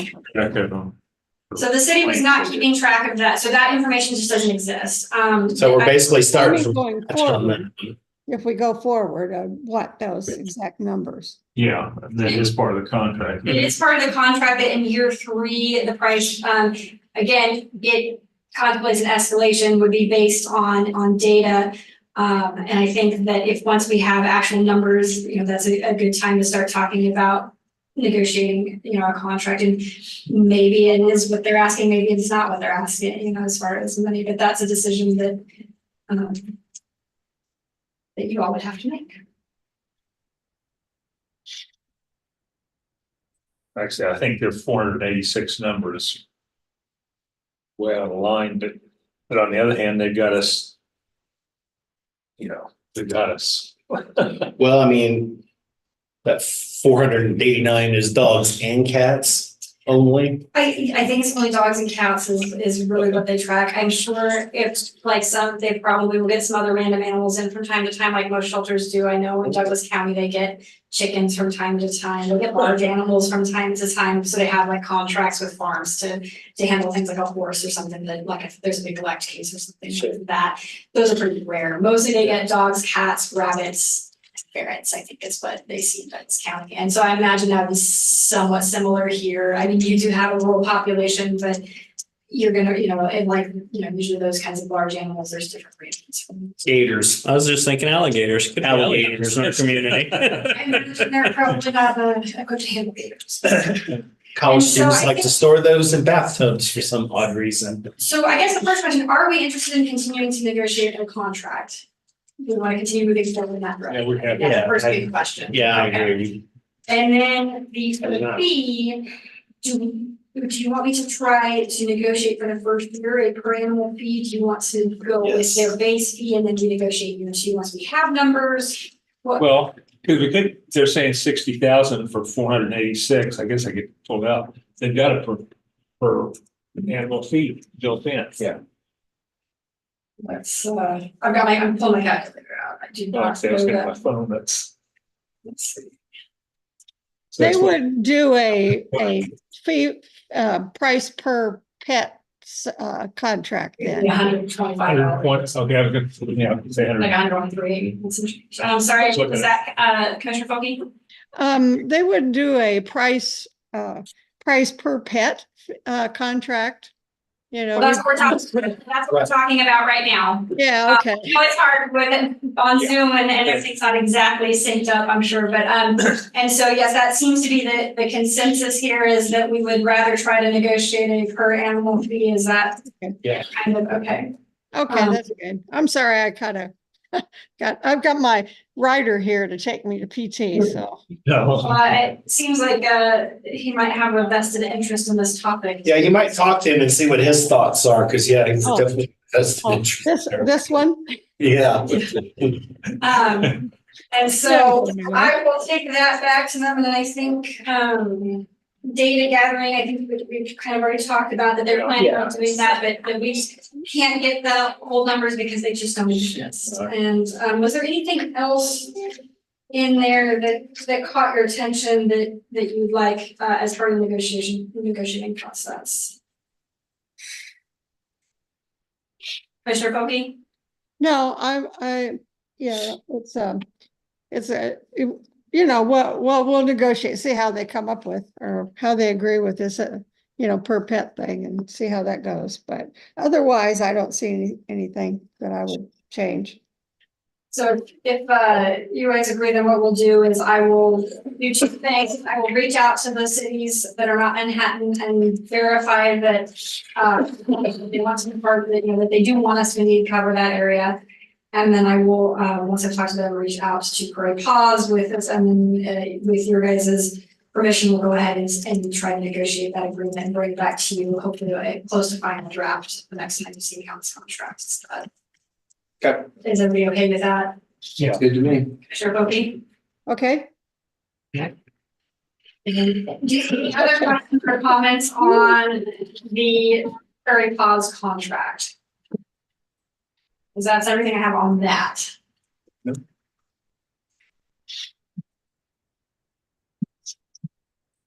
Anything else? Roll into the next. Yeah, we will right into the next one. We're a few minutes behind, but that's okay. All right, so next up, since I'm the next up and we've got Amanda here, we have a variance request, and I think she's gonna, Amanda, correct me if I'm wrong, you're gonna start with the planning department's report on it. Yes, ma'am. Can you hear me okay? You need to speak up a little bit, Amanda. Okay, can you hear me They better? changed the microphones and stuff in here, so it's a little different. Okay, I'll try to shout. Okay. Hopefully you can hear me okay. Let me know if you can't. So good morning, Commissioners. Amanda Webb, Planning Director. As Shelley mentioned, we are here with an environmental health variance request. Jeffrey and Susan Jones submitted a request for an environmental health variance as the 3 existing wastewater lateral fields for TDJ Stables Mobile Home Park at 1821 Pryboth Road. They are located on a neighboring property. The sanitary code requires fields to meet a minimum property line setback of 50 feet. There are variances that there are waivers, I should say, that we can do down to 10 feet. Obviously, they're not meeting any of that since it's on a neighboring property. This has been a situation since at least the 1980s. So this is not anything new. It was not anything that was caused by the existing landowner, which is the purpose for the variance request. So we can kind of just formally acknowledge that this is occurring if we do approve the request and allow them to remain, provided that they do not, whenever one or more of them would fail, need to be altered or modified in any manner, or when the property would change hands, that's when everything would have to be brought up to full compliance. There is space on the mobile home park property to fit the lateral field, so that wouldn't be a problem when it is time. But at least this way, they could allow them to remain. They're still functioning. We could get them relicensed to continue on with the mobile home park. And again, just have that stopgap in place for if something needs to change. The property that the fields are located on is adjacent to the mobile home park and is owned by Riley County. It was bought in the 1990s as part of the flood buyout program after the flooding in the early 90s. So hearing officer Tom Tall heard the request on February 8th as per the procedure in the sanitary code. And along with our recommendation, he also approved or recommended approval of the request. Again, the idea would be to let them remain as is on the neighboring property until one or more, it only would take one, to fail, to be altered, to be modified. Then everything would need to be brought up to compliance and everything would need to be moved on to the property that the mobile homes are located on. Or if he sells the property or the property changes hands in any way, at any time those things occur, this variance would no longer apply and everything would have to come up to standard. So each of the trailers has a separate system? So there are 5 trailers. Well, it's 5 mobile home sites are permitted under the license, even though we don't have a current license. One of them a few weeks ago did burn down. So there are currently 4 mobile home park or mobile homes on the site. Each one of them, I believe, has their own septic tank, and then they are hooked up to the 3 lateral fields. Each septic tank is on the mobile home park property, and they are hooked up to the lateral fields that are on the other site. Good.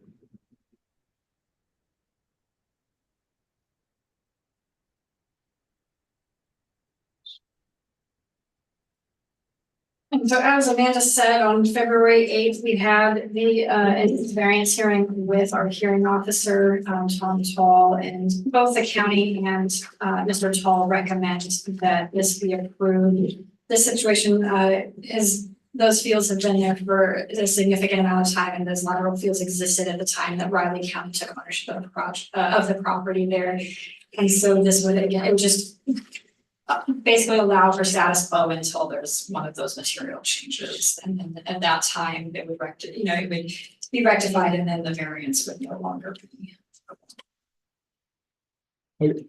Since that it is our property now, I assume we maintain it.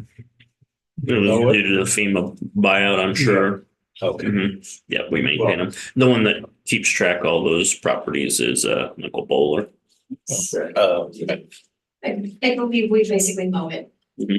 Well, could we, as part of the condition, can we make them mow it? Excuse me, could I say something? Sure. This is actually Mr. Jones. He's the property owner. So Mr. Jones, you want to come on up? That piece of property came up for lease and I lease it and harvest hay off of it. So he's already maintaining it. All right. Oh, thank you. Even better. A practical purpose. Yeah. Sounds good to know. Got no problem staying in it. And that wasn't a problem, just a thought. I didn't know if we were having to do anything. Yeah, because I know Michael said he he mows and he leases, he says he's a lease agent and some of those things. And so essentially the next step is the final step in this process is for the Board of County Commissioners, so you all to decide whether or not you want to adopt the findings of the hearing officer, or if you want to deny it based on different findings of fact, or there could be a third option, I suppose, if you want to approve it with different findings or different restrictions that are on there. That would be an option that we should write down. She could do that as well. So. Have anything? I don't really have anything red flag or anything outside of the scope. I mean, it's pretty basic. It does sound like at some point in time with property sale, it's going to be a challenge and an issue, but it's no different than anything else we deal with. So, I mean, it is what it is. So. And this will be recorded with the register of deeds, so that if anybody does purchase the property, assuming that they do any deed research or title research to show up that. This exception will be mentioned to one or more parties if it's being sold, correct? Well, like I said, we're gonna record it with the register of deeds, and so it'll be recorded in their office. Assuming that they do any sort of title research, then yes, this would come up. If there were a private sale where neither party did any title research and the selling party didn't disclose it, then we would have no way to know that. And that's one of those things that happens quite consistently. It does happen, so I can't guarantee that would not happen. Right. Okay. Fair enough. But we'll do everything on our end that we can to make sure people are notified, by recording it. So that anybody who goes through the normal sales process and does any sort of title research would find it. Okay. So, and additionally, it's a mobile home park, and once we get this settled, we'll be able to get them relicensed.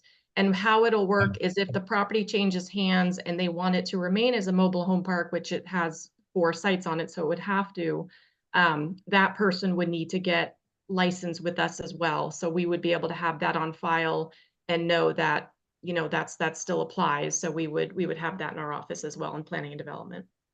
Now, you did mention that there was a 5th lot on there that recently burned. Is that going to be part of the equation moving forward too? So it's again, we need to get it relicensed, but it's been licensed as a 5 unit mobile home park or whatnot. So I guess that would probably be up to Mr. Jones if he wants to leave it at 5 to have that extra option, or. But that option is there, right? Okay. Correct, Because you got relicensing at 4 and you mentioned that it was 5. So I just wanted to clarify that. Okay. Correct. Yes. Okay. Yeah. I don't have any issues here. I guess Catherine's on.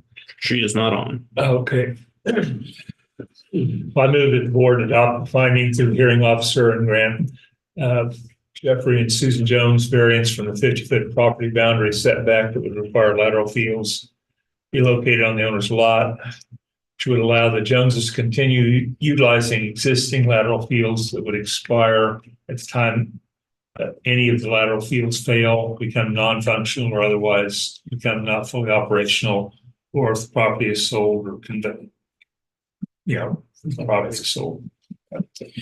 I will second that. It's been moved and seconded that the board adopts the finding of the hearing officer and grant Jeffrey and Susan Jones a variance from the 50-foot property boundary setback that would require the lateral fields to be located on the owner's lot, which would allow the Jones to continue utilizing the existing lateral fields that would expire at any time if any of the lateral fields fail, become non-functional, or otherwise become not fully operational, or if the Jones sell or otherwise convey the property. All in favor? All right. Please sign. That may have been one of the longest motions we've ever. Yeah. Thank you, Commissioners. I appreciate it. Thank you. Thank you.